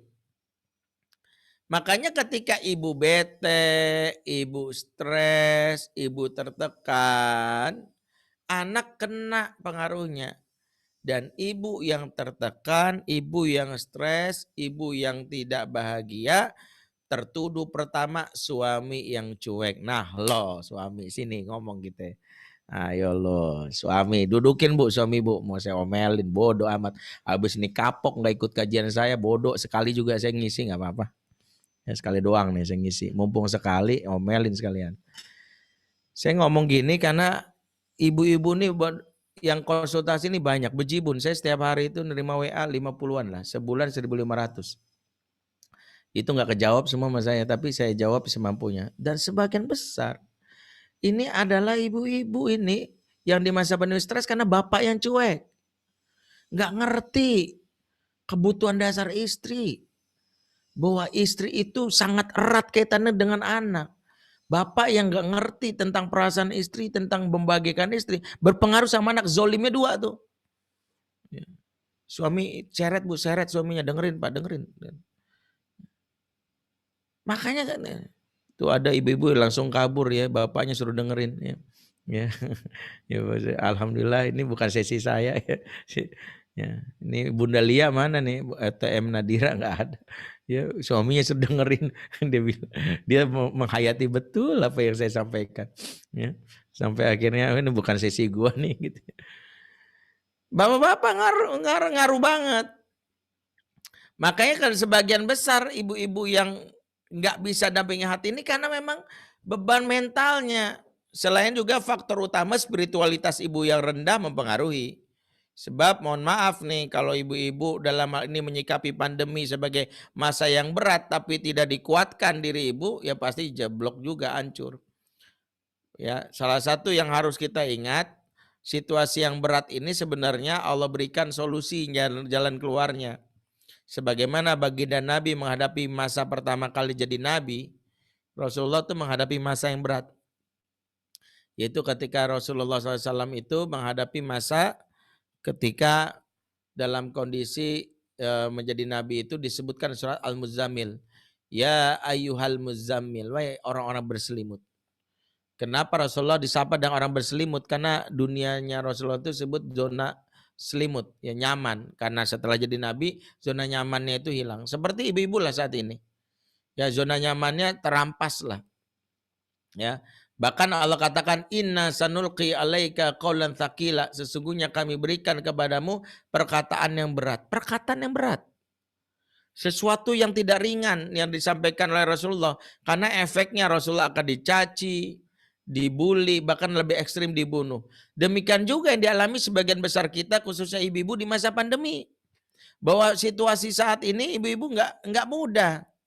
Banyak ibu-ibu yang cerita sama saya, dulu mah enak Ustadz, Sebelum pandemi nganterin anak ke sekolah pakai motor, kita pulang sambil nunggu anak sekolah, suami berangkat kantor, enak tuh di rumah sendirian, kita bisa nonton sinetron pagi-pagi di Indosiar yang ada lagunya Rosa yang Ku Menangis itu.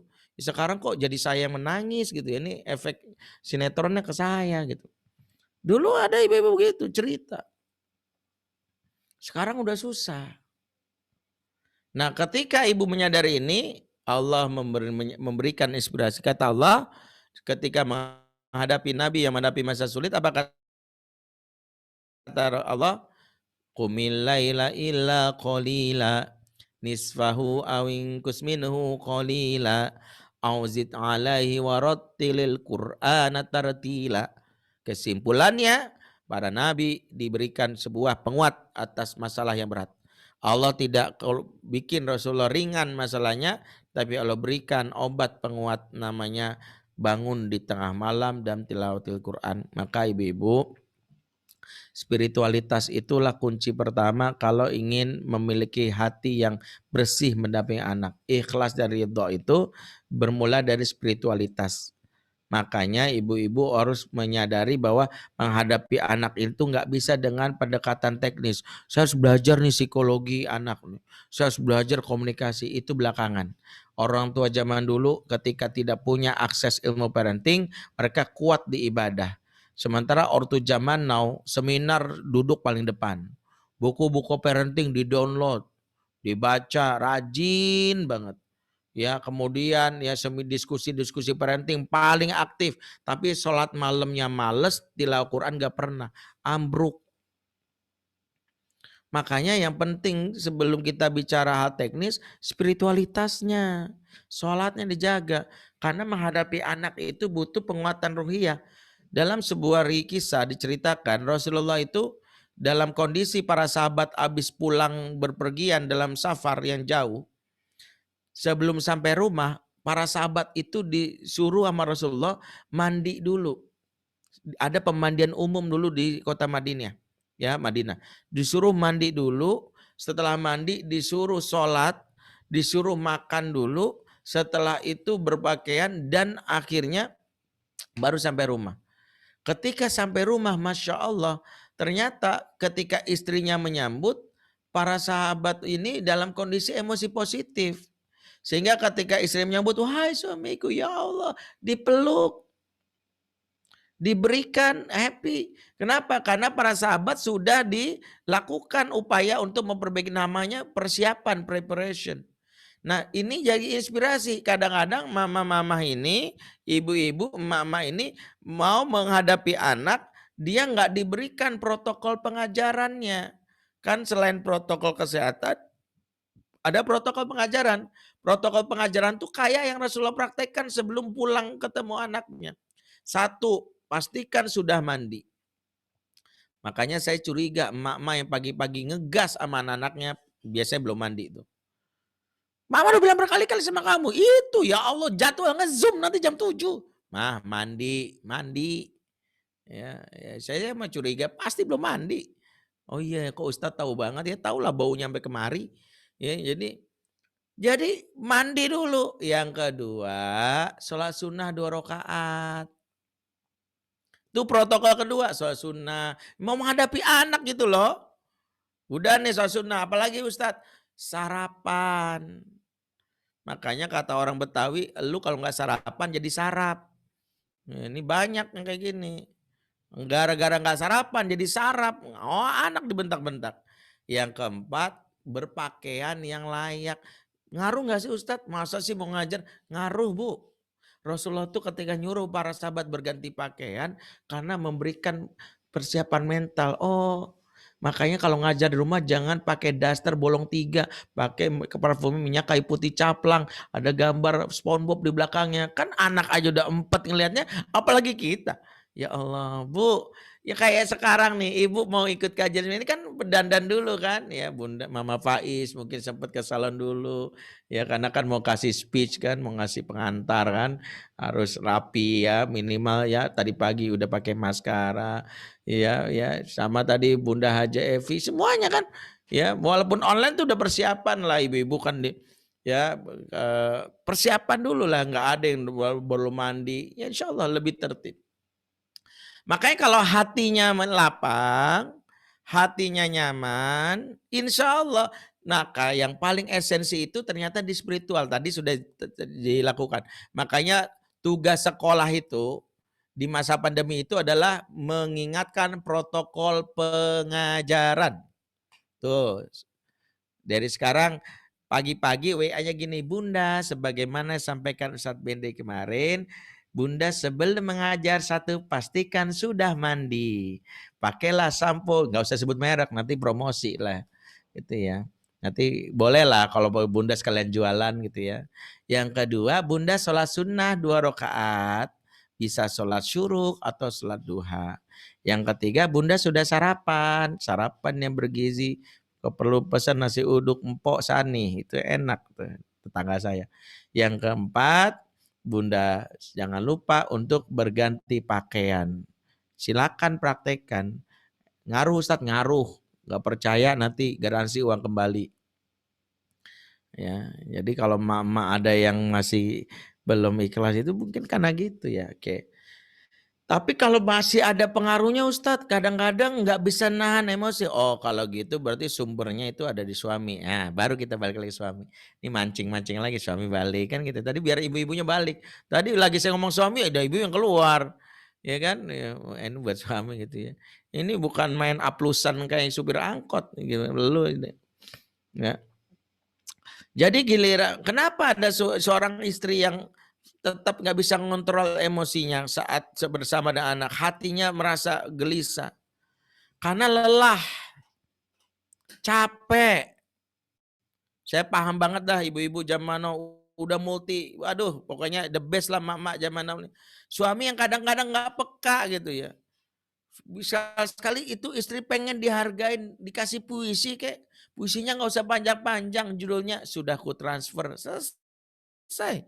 Ibu-ibu nggak usah jauh-jauh puisinya. Ya. Saya udah cek lah puisi ibu-ibu yang disukai di seluruh dunia, udah saya tanya dari ujung barat, ujung timur, ini puisi paling disukai. Tanya aja sekarang, ibu-ibu kira-kira nih kalau disuruh milih, ada puisi engkau bagai bulan purnama di keheningan malam di gelap gulita, atau sudah ku transfer 200 juta, pilih mana? Pilih nomor 2. Percaya saya, yang pertama ini pasti ini langka. Biasa nomor 2. Ini udah saya survei ke semua mama sejagat. Nah suami itu buat puisi kayak gini udah bisa belum? Ya, tanya tuh, mah pas suruh bikin puisi kayak gini. Ya, yang berat itu puisi model kayak gini, judulnya transfer. Istri itu kalau nggak bisa dipenuhi kebutuhan materi, kebutuhan psikis, minimal berikan 4 waktu buat istri. Karena lelah itu karena hidup yang monoton. Dan itulah kenapa Rasulullah mengingatkan sahabat supaya hidupnya dinamis. Hadisnya apa? Sa'atan. Hidup tuh dinamis, berganti. Sebagian besar ibu-ibu stres itu karena flat. Padahal ibu-ibu butuh 4 waktu. 1, ibu butuh waktu me time, waktu menyendiri. Pak, aku kan Senin sama Jumat udah ngebantu ngajar anak. Hari Sabtu boleh dong, aku pengen tidur ngorok tanpa diganggu. Aku boleh dong nonton drama Korea lanjutannya startup kemarin, boleh ya. Aku boleh dong ya. Aku makan bubur ayam ya, apa harus direcokin diaduk apa nggak diaduk ya. Boleh dong, boleh aja. Oke. Me time terbaik itu spiritual time. Boleh ya, aku baca Qur'annya nih, aku lagi mau ini tanpa harus diganggu ya. Ya boleh itu. Yang kedua, couple time. Udah jarang banget berdua, anak udah 5, langka berdua ini. Kadang berdua itu maaf pas suami gairah syahwatnya lagi tinggi doang. Pada suami istri sekali-sekali pengen diajak ngomong, ngobrol. Karena kebutuhan istri bicara itu tinggi. Riset mengatakan wanita yang sehat jiwanya butuh 20.000 kata per hari.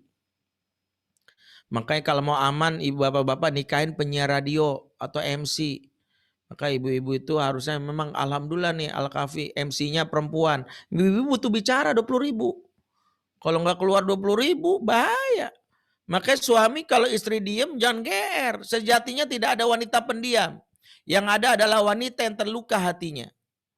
Makanya kalau istri diam bahaya. Wah itu, waduh kalau istri saya udah ngomong diam, itu saya usap punggungnya ya pakai 100 ribuan segepok. Ya itu karena cara mendiamkan dia, cara membuat dia ngomong.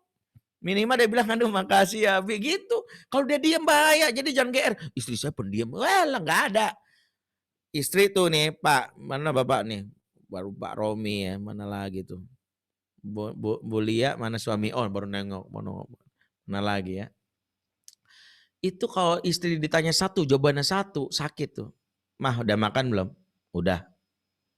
Makan apa? Ayam. Ayam apa? Goreng. Nah, itu kalau udah kayak gitu aja udah bahaya. Bahaya. Beli di KFC nanya mulu sih, itu lagi sakit. Itu sakit bahaya tuh. Itu kalau nggak diredain, gitu ya. Kalau istri ditanya satu, jawabannya 1000, sehat. Sehat itu. Mah udah makan belum? Udah tadi aku beli ayam goreng tengah jalan ketemu Bu Tejo. Bu Tejo cerita Pak katanya Pak Lurah nikah lagi sama tetangga sebelah tuh yang janda. Dia kan agen asuransi syariah Pak. Kalau kita daftar 100 ribu katanya akhir tahun bisa 200 juta. Pak kita daftar asuransi syariah gimana Pak? Lah tadi perasaan kita bahas ayam goreng deh. Kenapa ujung-ujungnya asuransi syariah? Itu sehat. Jadi kalau ada ibu-ibu kayak gini sehat Pak, sehat bener. Ya tinggal kita yang sakit. Ya, karena ibu-ibu tuh kalau sehat aja karena nggak fokus. Belanja aja kadang bikin pusing. Niat dari rumah beli rinso, pulang bawa TV LG, iPhone Max Pro 12, brosur apartemen, seperangkat Tupperware warna ungu. Ya sampai tablet Nova aja yang masih geletak di lobi mall diambil. Itu kalau mama saking sehatnya. Makanya kalau mama sehat tuh belanja udah keluar ya gantian suami yang sakit gitu. Jadi memang kalau istri itu sehat, pengorbanannya suami yang sakit gitu ya. Jadi memang resikonya adalah begitu. Tapi ini makanya suami itu berikan couple time. Couple time itu ngapain? Makan bareng berdua, jalan bareng ngobrol, pillow talk. Rasulullah mencontohkan ya sunnah yang mungkin jarang dipraktekkan oleh para suami ya. Rasulullah bersabda diceritakan ya dalam hadis yang disebutkan oleh Abdullah bin Abbas ya bitu inda khalati Maimunah, saya nginap di rumah bibi saya Maimunah. Kata Abdullah bin Abbas waktu dia nginap di rumah bibinya Maimunah. Maimunah ini adalah istri Rasulullah SAW ya, mohon maaf ya nama Maimunah ya, jangan GR nih, Maimunahnya istrinya Rasul ya. Abdullah bin Abbas belum pernah nginap di rumah ibu ya karena zamannya beda. Apa kata Abdullah bin Abbas? Kana Rasulullah sallallahu alaihi wasallam yatahaddas ma'a alihi tsumma raqada. Rasulullah sallallahu alaihi wasallam senantiasa ngobrol sama istrinya baru tidur. Jadi ini kebiasaan Rasul. Rasul itu sebelum tidur ngobrol. Ngobrol sama istri baru tidur. Ya ini penting buat para suami. Ya banyak suami zaman now sebelum tidur cek WA dulu, ngeliat mention di IG, ngeliat skor bola, Liverpool kalah lagi, ngeliat yang mati karena corona, ya begitu mata udah sepet baru tidur. Makanya istri itu kesel gitu. Udah kayak martabak, gue dikacangin kayak martabak. Kalau kacang mah gurih, dikacangin perih gitu ya. Ini yang bikin ibu-ibu sebel sama suami. Tiap malam datang pas lagi syahwat naik doang, ngobrol kenapa? Ngobrol. Emang ibu-ibu itu butuhnya ngobrol. Dan kalau istri udah ngobrol, dengerin aja, nggak usah dinasehatin. Kadang istri itu males kalau ngobrol tuh langsung disampaikan nasihat. Kalau istri udah ngobrol, tekniknya teknik cicek. Tahu kalau istri ngobrol, ya Allah, gitu, itu namanya di teknik cicek. Suami tuh yang kayak gini, idaman banget dah. Pokoknya istri, itu istri happy besok pagi ngajar anak 10 juga jadi. Kau perlu Pak, anak kita baru 5, tambah 5 lagi dah gitu ya. Siap Pak ngambil. Gampang gitu ya. Karena kalau istri udah happy kayak gitu, tekniknya teknik cicak. Kalau istri ngobrol, pastiin jangan ngelihat handphone. Harus dilihat, wanita itu kalau ngomong tuh harus diperhatiin. Harus dilihatin wajahnya, karena wanita tuh makhluk yang butuh perhatian. Makanya wanita kalau nggak dapat perhatian larinya ke mall. Ya, karena di mall ada perhatian. Nah ini awal sejarah wanita lari ke mall. Ya. Karena sering butuh perhatian. Nah, jadi mengapa kalau istri lagi ngomong dengerin tekniknya tadi cicek aja nggak usah nasihat. Jadi cicek Pak. Makanya kalau istri nggak dapet cicek dari suami dia lari keluar ketemu buaya. Ini awal. Ya, kenapa banyak istri-istri yang kejebak dalam hubungan yang terlarang. Jadi inilah pentingnya peran suami. Jadi dua tuh, istri butuh namanya couple time. Yang ketiga, wanita butuh namanya family time. Bersama keluarga. Udah lama nih Pak kita nggak makan bareng sekeluarga, jalan keluar bareng. Bagi istri, anak itu, keluarga itu adalah harga dirinya, kebanggaannya. Makanya istri lebih norak dari suami. Kalau jalan-jalan dia yang update status di IG sama WA. Beda sama bapak-bapak. Karena bagi dia tuh harga diri dia. Gua dong, hey guys, lagi makan nih bareng di warung Pok Yuyun. Yang gak ngutang, asli hari ini kita bayar cash lunas. Kita lunasin. Itu ini menu gitu. Karena bagi istri itu penting. Kalau suami mah males. Karena bagi wanita, family itu adalah harga dirinya. Makanya sesekali perlu diajak bersahabat. Yang keempat, istri butuh social time. Waktu sosial. Makanya kayak sekarang nih, ikut ya kajian, ya ngumpul bareng sama emak-emak di majelis taklim jika dibolehkan, boleh. Itu reunian, boleh asal jangan pas ada mantan, terjadi masalah lagi. Kalau reunian tuh pastiin jangan sampai ketemu mantan, ya. Jadi kita boleh dalam hal ini. Nah, kalau 4 waktu ini dipenuhi, maka istri itu, ibu-ibu itu menghadapi anak bahagia. Suami merasakan itu, makanya salah satu peran suami berikan waktu ini, terutama merutinkan tiap malam, mendengarkan curhatan istri, obrolan tiap malam itu penting. Tugas suami itu tiap malam jadi TPS, ya, tempat pembuangan sampah emosi, betul. Itu tugas suami, dengerin gitu. Nah, nanti kalau sudah begitu, barulah kita siapkan anak-anak di pagi harinya. Kalau sudah itu, barulah di pagi-pagi ibu-ibu ya bekerja sama dengan suami. Yang bangunkan anak itu siapa? Suami. Ini berdasarkan riset karena bapak-bapak. Anak yang dibangunkan pagi hari oleh ayah lebih berprestasi dibandingkan jika dibangunkan ibu. Jadi kenapa tugas bangunkan pagi itu tugas bapak? Kenapa? Karena supaya anak tuh ngelihat wajah bapak terinspirasi pengen jadi tokoh seperti bapak yang berkompetisi, bersaing, ya.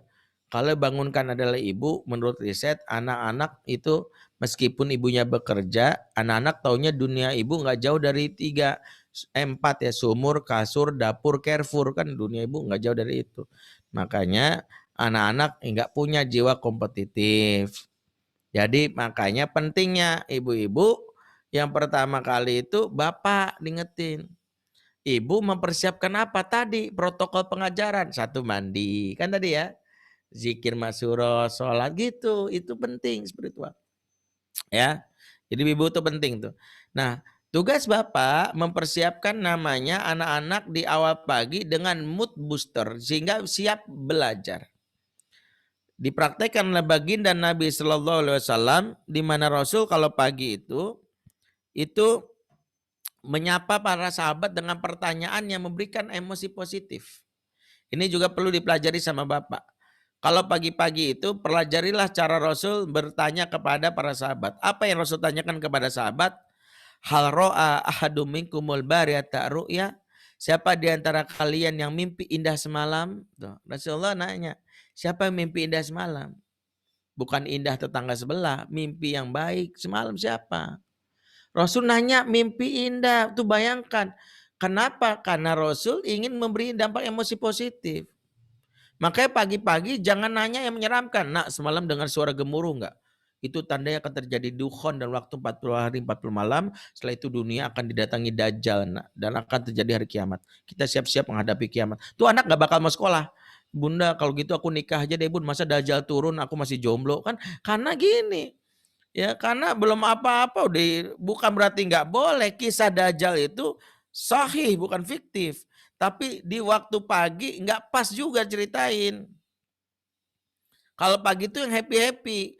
Kalau anak mimpi buruk gimana? Seperti Rasul menangani sahabat Abdullah bin Mubarak. Abdullah bin Umar. Abdullah bin Umar ini suatu hari mimpi negatif, Bu. Bayangin, dia mimpi dibawa keliling neraka. Waduh, ngeri banget deh. Kita pun nggak pernah mau ya dibawa keliling neraka, walaupun free trial gitu. Ogah.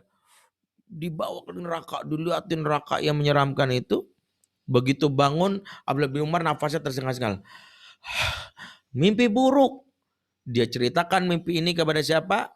Kepada saudara kandungnya Hafsah, yang tak lain adalah istri Rasulullah SAW. Kemudian Hafsah pun menceritakan kepada Rasulullah SAW. Maka saat itulah Rasulullah mendapatkan jawaban, ya. Rasulullah ketika tahu kondisinya Abdullah, memanggil Abdullah. Apa kata Rasulullah? Inilah kita belajar Rasulullah. Orang lagi bete karena bad mood, apa yang Rasul lakukan? Karena mimpi yang buruk, kata Rasulullah, ni'mar rajul Abdullah lakana yusallil lail. Sebaik-baiknya laki-laki adalah engkau, wahai Abdullah, seandainya engkau rajin salat malam. Jadi dipujilah dia sebagai sebaik-baiknya laki-laki.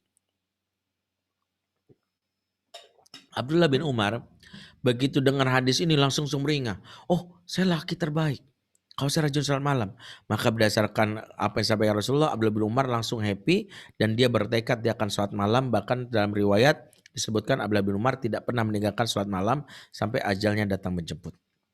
Inilah salah satu yang Rasulullah lakukan, bagaimana memberikan emosi positif.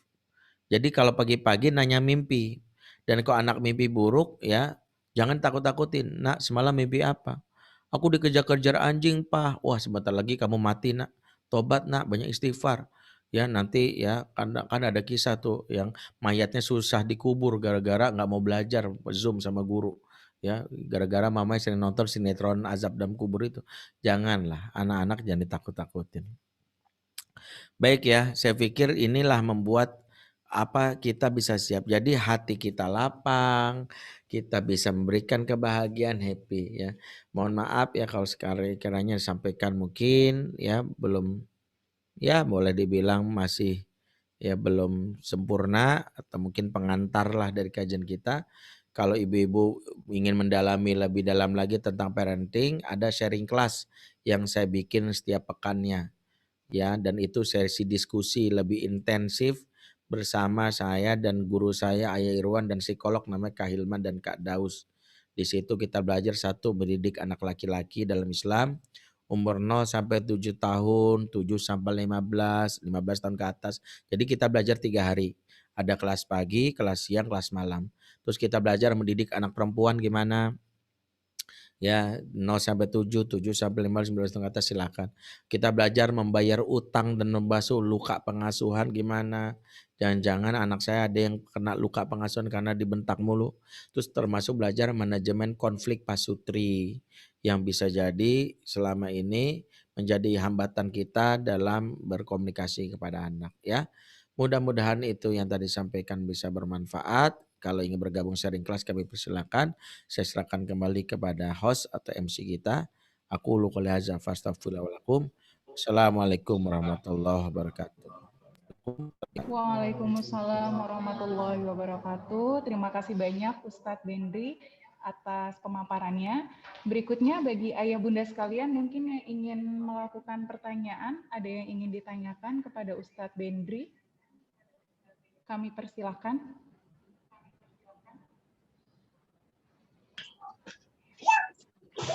Iya boleh silakan. Atas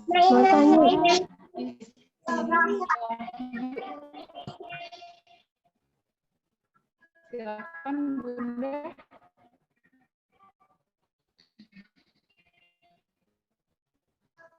Mungkin bisa disebutkan dari Bunda siapa?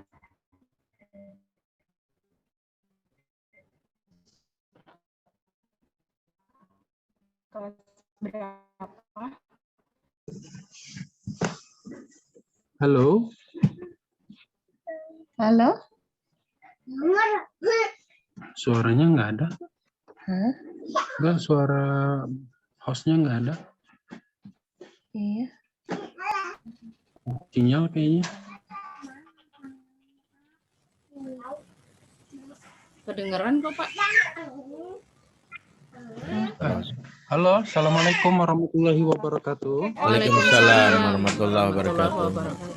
Saya dapat terdengar. Ya, terdengar baik ya, Ibu.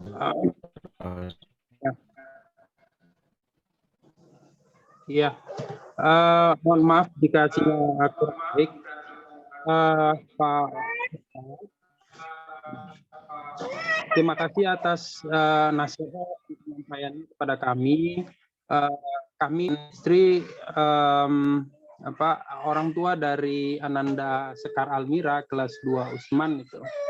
Nah, ada satu pertanyaan yang mungkin nanti mohon arahan dan bimbingan dari Pak Ustadz begitu ya. Kami orang tua Sekar kedua-duanya bekerja Pak Ustadz. Nah, jadi Senin sampai Jumat, kadang Sabtu juga ada kegiatan kantor seperti itu begitu ya.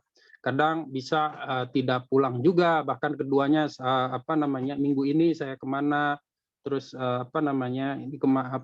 istri saya juga kemana begitu. Jarang ketemu juga ke istri, juga mungkin ke anak-anak juga otomatis seperti itu. Nah, namun kadang ada rasa muncul untuk ke anak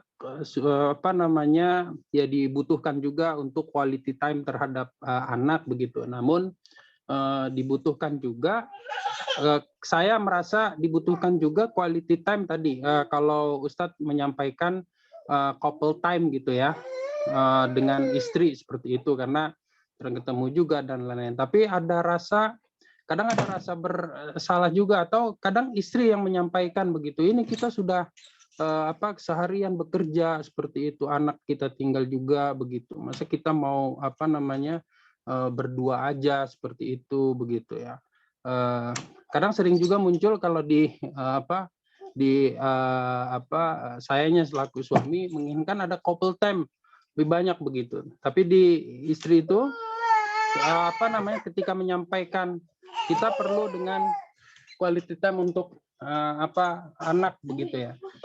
Jadi merasa bersalah sayanya pun juga seperti itu. Ya intinya seperti itu Pak Ustadz, mungkin sudah mengambil poinnya dari apa yang saya sampaikan. Begitu Pak Ustadz, terima kasih. Assalamualaikum warahmatullahi wabarakatuh. Waalaikumsalam warahmatullahi wabarakatuh. Jazakallah khair ayah yang bertanya. Dan saya bahagia sekali ketika ya banyak ayah yang terlibat dalam hal ini. Saya menjawabnya ada dua. Yang pertama, secara ideal saya harus menyampaikan hal yang benar. Realitas Bapak Ibu bekerja itu adalah realitas yang tidak bisa kita bantah. Sekarang banyak ya Bapak Ibu bekerja. Cuman kita harus menyadari duduk bagi bareng. Emang keluarga kita mau dibawa kemana? Apa sih visi misi kita gitu. Sehingga kenapa harus dua-duanya bekerja. Kenapa harus dua-duanya? Sementara anak itu butuh kita. Apalagi anak di umur 0 sampai 7 tahun tuh anak butuh ibunya. Para ahli menyebutkan tender love yang tidak terpenuhi di umur 0 sampai 7 akan berdampak kepada anak-anak yang caper kepada pihak luar di saat dewasa. Dan itu nggak bisa tergantikan. Itu yang kita sebut sebagai utang pengasuhan. Ya, utang pengasuhan. Kalaulah mau bekerja, pastikan pekerjaan yang satu memang niat bekerja ada aktualisasi diri supaya ibu menyadari bahwa misalnya kayak saya nggak mengatakan bahwa bekerja itu haram, tapi pekerjaan itu harus prioritas. Kalau pekerjaan itu wanita disuruh berkarir, ya memang resikonya nanti anak-anak yang akan kehilangan sosok ibu dan anak kehilangan figur ibu ini lebih bermasalah dibandingkan anak kehilangan figur ayah. Itu yang disebut sebagai hal yang nanti akan kita peroleh di masa dewasa. Maka duduk bareng lagi. Apa seberapa urgent? Kalau dia bekerja dalam rangka ngajar nggak ada masalah. Karena ngajar itu mengasah fitrahnya ibu namanya al-wadud. Tapi ngajar pun tidak menghilangkan nanti hak anak. Minimal ngajar itu jangan sampai pas pulang ibunya lebih banyak capeknya, istirahatnya. Karena anak-anak 0 sampai 7 ini memang usia-usia kritis. Kalau nggak peroleh, apalagi kedekatan. Maka saya pikir duduk bareng aja dulu. Itu yang idealnya. Kalau ada perasaan bersalah, kalau saya bersalahnya itu perasaan bersalahnya kenapa istri bekerja kalau saya. Bukan perasaan bersalahnya kenapa saya nutut couple time. Sebagai laki-laki, Al-Qawam itu memastikan bahwa hak anak itu dipenuhi dengan ibu yang bekerja. Kenapa ibu bekerja? Bisa jadi ya kita yang mungkin belum memenuhi kebutuhan dasar. Ya, saya yakin sih sebenarnya fitrah syariat Islam itu dibuat dalam mekanisme secara menyeluruh. Bagaimana supaya ibu berperan di rumah. Itu salah satunya seperti itu. Bagaimana supaya ibu-ibu itu memiliki fitrah wadud.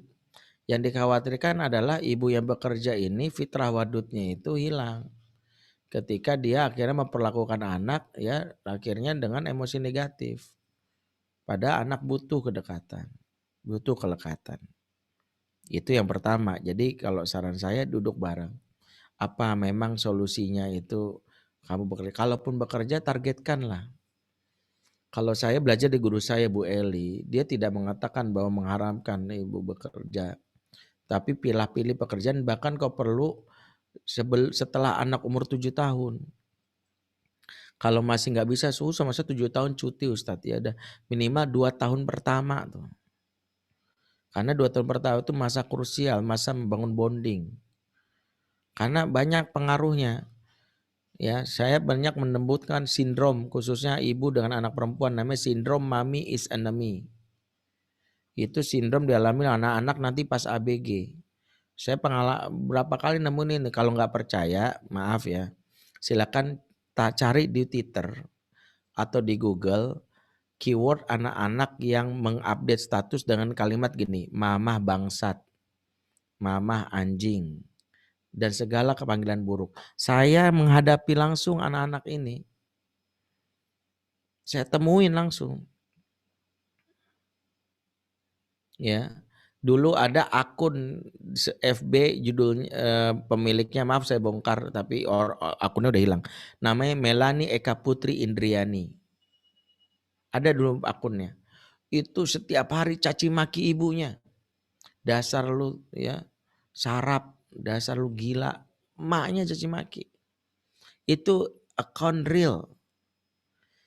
Saya pernah nanganin seorang anak. Suatu hari dia ngamuk. Sekali ngamuk habiskan 40 juta rupiah, bayangkan. Ini ngamuk premium nih, ngamuk berbayar gitu. Mahal ngamuknya. Dia bapaknya baru beli MacBook harga $3.200 dibuang ke kolam renang. Ya, sayang banget kenapa nggak dibuang ke saya mikir waktu itu. Ya kemudian bapaknya baru beli Samsung waktu itu Galaxy S3 dibuang ke WC di flash. Bayangin. Kemudian TV layar datar di rumah dibuang, dipecahin. Karena bapaknya orang kaya, alhamdulillah bisa diganti. Tapi yang bikin saya agak kaget itu ketika anak-anak itu ya begitu dalam kondisi ya bapaknya menahan diri jangan lepaskan. Oh itu bapaknya langsung bilang kamu tuh ya gitu. Anak ini kenapa ngamuk? Karena dia mau dugem nggak boleh sama orang tuanya. Waktu dia ngamuk sama bapaknya dia cuma bilang papa sih, papa jahat, aku dikurung kayak sapi, aku capek pak gitu. Tiba-tiba mamanya turun. Mamanya membenarkan bapaknya, kamu tuh ya udah berkali-kali mama bilang kamu tuh perempuan gak boleh mama lama. Apa kata anak? Saya persis di depan mata saya. Dia bilang apa? Apa lu anjing? Bangsat, astagfirullah, kaget. Baru kali ini saya ngelihat anak ngomong gitu sama orang tuanya. Ya maaf nih kalau ada anak di sekitar kita ada anak-anak. Saya ngelihat itu, astagfirullah. Bedanya adalah sama bapaknya dia masih marah tapi ngomongnya sopan. Sama ibunya enggak. Maka akhirnya saya lakukan yang namanya konseling 17 kali. Saat anak ini bercerita, saya baru mendapat ternyata penyebabnya 2. Salah satu penyebabnya ketika anak ini bercerita, waktu aku berumur 1 tahun, mamaku dapat beasiswa ke Swiss untuk karirnya. Mama harus berangkat. Dan mama itu ahli gizi, jadi dia butuh anak. Makanya mama sebelum berangkat diperes air susu, masukin dalam botol beling. Banyak waktu itu. Waktu itu bikin dianggap sebagai hal yang dilakukan. Nah, karena itulah akhirnya ya, karena mamahnya itu mau berangkat, jadi anak itu disusui selama 2 tahun tapi via botol dari sisa ASI yang diperes. Kata anak ini, jadi om aku tuh minum ASI tapi dari botol, emangnya gue anak botolan. Jadi banyak ibu-ibu yang selama ini maaf salah paham. Kan saya udah kasih ASINya full 2 tahun. Memberi susu beda sama menyusui. Akhirnya banyak anak yang gak banyak pelukan, sentuhan. Nanti anak ini mengalami disebut skin hunger. Skin hunger ini gejala anak yang mengalami skin hunger itu cirinya caper. Yang kedua orangnya juniper, julid, nyinyir, baper. Yang kayak gitu. Ngelihat orang tuh apa sih lo?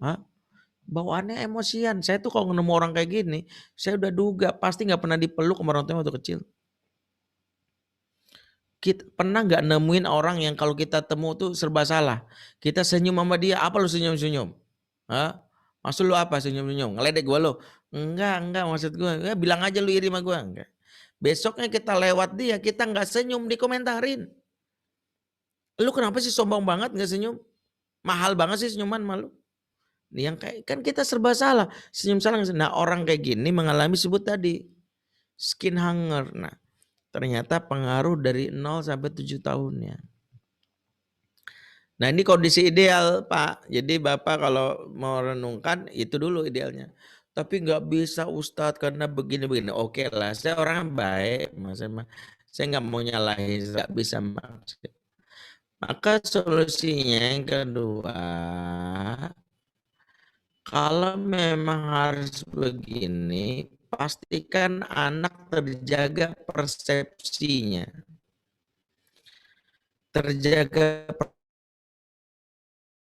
dari awal kita mengukur apakah anak ini punya perasaan tidak nyaman. Contoh, jangan maksudnya nggak begitu, nah mama tuh sayang. Enggak, anak lagi jujur kok.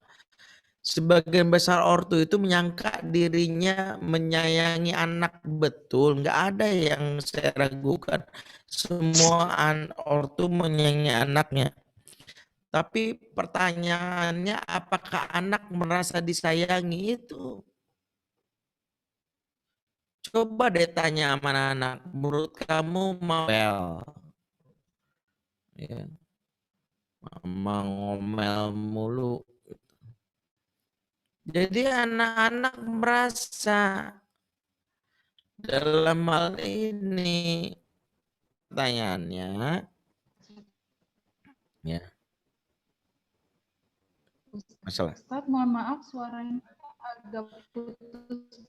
Oke ya.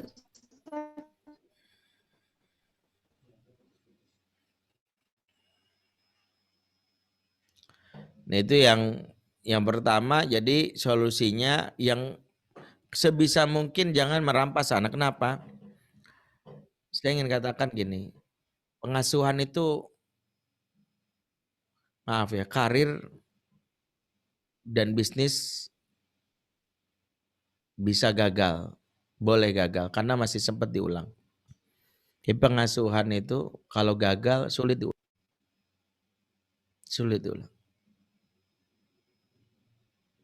Kita akan menghadapi situasi ketika udah gede nanti, ketika anak udah gede.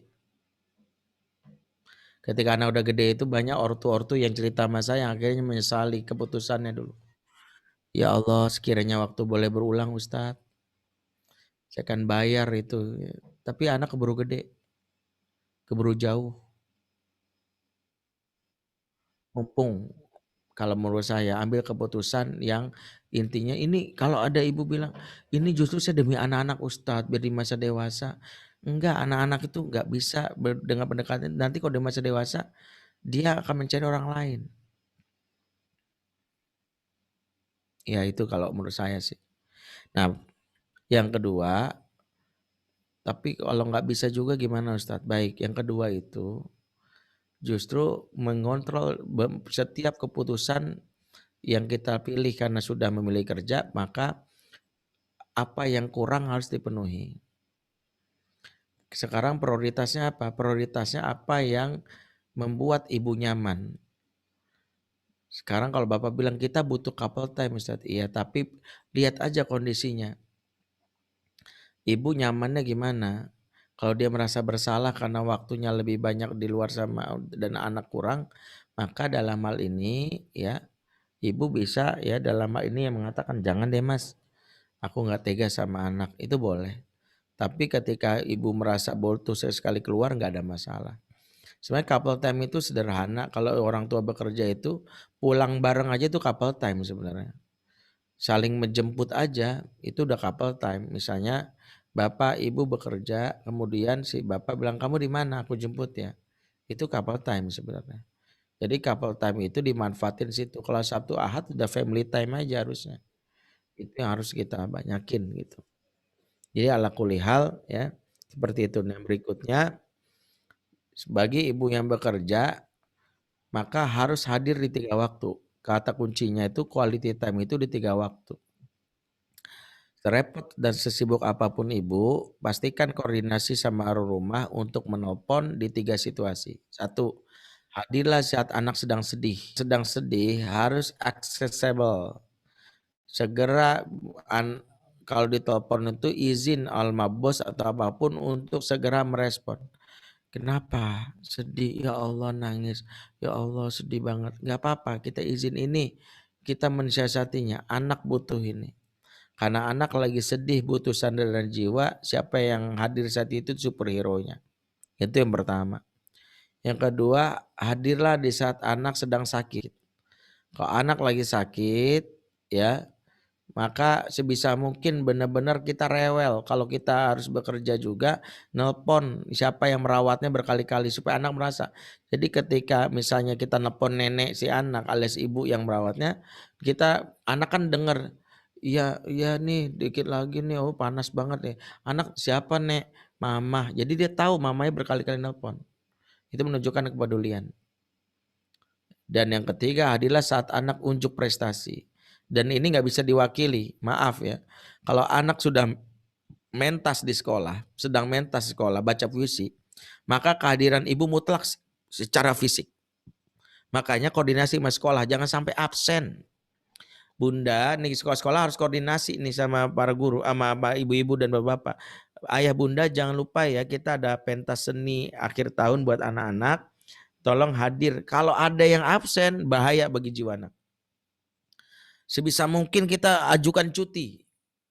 Kalau ini nggak bisa, bahaya. Karena anak di umur ini justru harga dirinya ada di situ. Pada saat dia baca puisi, orang lain tepuk tangan berdiri, standing applause, tapi bapak ibunya nggak ada, apalagi ibunya, drop dia. Nggak percaya diri dia. Karena nggak merasa berharga. Maka yang 3 waktu ini penting. Yang berikutnya adalah, ya saya izin kayaknya pertanyaan cukup 1. Mohon maaf banget ya, kayaknya saya ini mepet banget waktunya. Saya ada jadwal lagi dan jadwalnya di Serang. Ya, di Serang. Jadi saya harus berangkat sekarang karena jam 1 di sana. Jadi maaf banget. Jadi kayaknya tapi saya tuntaskan. Dan yang berikutnya, yang ketiga itu yaitu bagi seorang ibu, pelajarilah skill yang membuat anak nyaman. Walaupun ibu bekerja ada 3 skill. 1, skill memasak. Ya, ibu memasak memang bukan kewajiban dasar wanita. Betul, karena kita membangun rumah tangga bukan rumah makan, benar. Jadi ibu-ibu boleh berdalih itu. Tapi riset dari beberapa mahasiswa di Jogja, hal apa yang membuat anak merindukan ibunya? Masakan ibu. Makanya ibu benar-benar kalau masak serius. Jangan ngandelin 14.045, 14.022. GoFood, Gojek, ya Allah Ibu. Ada ibu-ibu yang ngakunya bisa masak, bisa Ustadz, sop, rendang, soto dalam bentuk mie instan. Pagi mie goreng, siang mie rebus, malam mie goreng direbus, pagi mie rebus digoreng. Ya Allah, bisanya mie doang, hati-hati. Ibu yang cuman bisa masak mie siap-siap dipoligami. Ayo lo.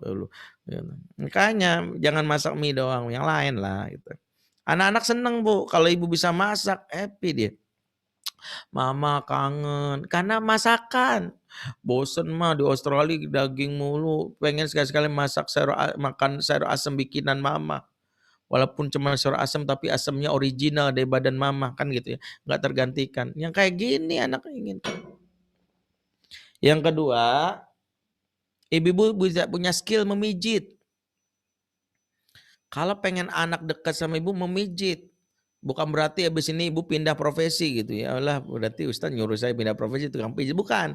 Memijit itu dalam rangka membuat anak mau disentuh. Anak nanti udah gede ibu main rangkul aja. Apa sih Ma? Tapi kalau ibu bisa memijit anak mau disentuh. Kalau pijitannya enak.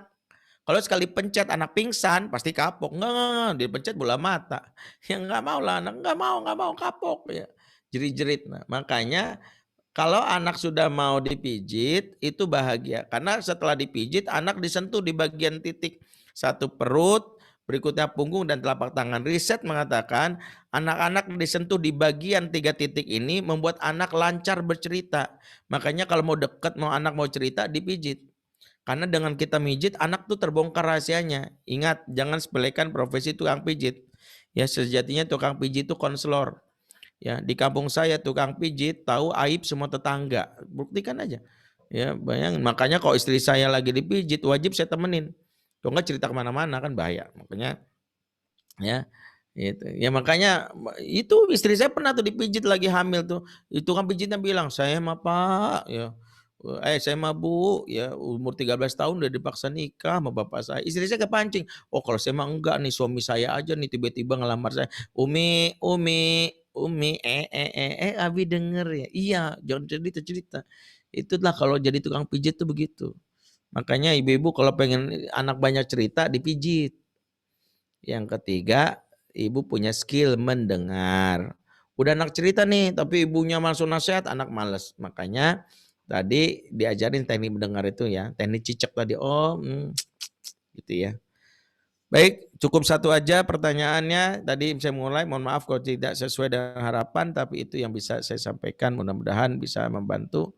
Sekali lagi buat Bunda Evi, ya Ustazah Evi Lufiati, Mama Faiz, dan juga host dan ayah bunda lainnya.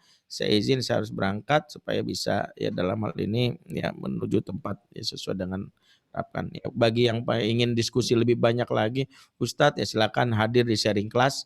Ya, yang mungkin bisa lebih puas lagi nih ada nomornya di kanan kiri bisa dicatat ya, mau pilih kelas pagi boleh, kelas siang boleh, kelas malam boleh, tapi 3 hari berturut-turut mudah-mudahan bisa mendapatkan inspirasi. Aku qouli hadza fastaghfirullahi wa lakum. Wassalamualaikum warahmatullahi wabarakatuh. Waalaikumsalam warahmatullahi wabarakatuh. Terima kasih banyak Ustadz atas sharing dan juga beberapa pertanyaan yang sudah dijawab. Dan terima kasih banyak nih untuk ayah bunda sekalian yang sudah bertanya, namun ternyata kita terbatas oleh waktu. Nanti mungkin ayah bunda sekalian bisa langsung menghubungi kepada Ustadz Dendri. Beberapa poin yang saya catat dari paparan Ustadz tadi ialah untuk membuat suasana nyaman di rumah ialah menjadikan keluarga kita bahagia dengan cara membuat anak tertawa ataupun suami dan juga istri tertawa. Karena hal ini akan membuat anak lebih betah di rumah. Kemudian akan juga memicu hormon happiness pada anak sehingga pada saat kegiatan belajar mengajar di rumah siswa akan lebih masuk pembelajarannya. Kemudian berikutnya ialah tadi ada protokol pengajaran dari Ustadz. Yang pertama adalah mandi terlebih dahulu, kemudian sholat sunnah 2 rakaat, setelah itu melakukan sarapan dan menggunakan pakaian yang layak. Berikutnya ialah untuk menghadapi anak bahagia lainnya ialah yang pertama, istri diberikan waktu untuk me time, kemudian ada couple time, family time, dan social time. Nah, sekian untuk penjabaran sedikit dari saya kembali. Berikutnya kita akan melanjutkan acara yang selanjutnya ialah dipimpin oleh Bapak Arif Muhammad Rahmawan. Kepada Pak Arif Rahmawan, kami persilakan. Baik, terima kasih Bu Mega selaku MC. Baik Bapak Ibu sekalian, mari kita sama-sama berdoa, bermunajat kepada Allah. Kita memohon kepada Allah agar diberikan keberkahan untuk keluarga kita, untuk keturunan kita, agar dijadikan putra-putri kita, anak-anak yang soleh dan solehah. Kita awali doa kita pada siang hari ini dengan sama-sama membaca surat Al-Fatihah. Al-Fatihah. Bismillahirrahmanirrahim.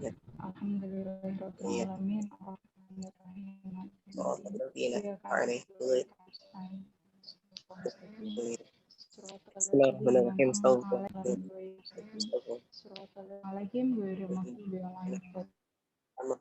مزيدا يا ربنا لك الحمد ولك الشكر كما ينبغي لجلال وجهك الكريم وعظيم سلطانك. اللهم صل على سيدنا محمد وعلى ال سيدنا محمد. ربنا اغفر لنا ولوالدينا وارحمهم كما ربونا صغارا ولجميع المسلمين والمسلمات والمؤمنين والمؤمنات الأحياء منهم والأموات. ربنا اغفر لنا ولإخواننا الذين سبقونا بالإيمان ولا تجعل في قلوبنا إنك رؤوف رحيم. اللهم إنا نسألك سلامة في الدين وعافية في الجسد وزيادة في العلم وبركة في الرزق وتوبة قبل الموت ورحمة عند الموت ومغفرة بعد الموت. اللهم حوِّن علينا في سكرات الموت والنجاة من النار والعفو عند الحساب.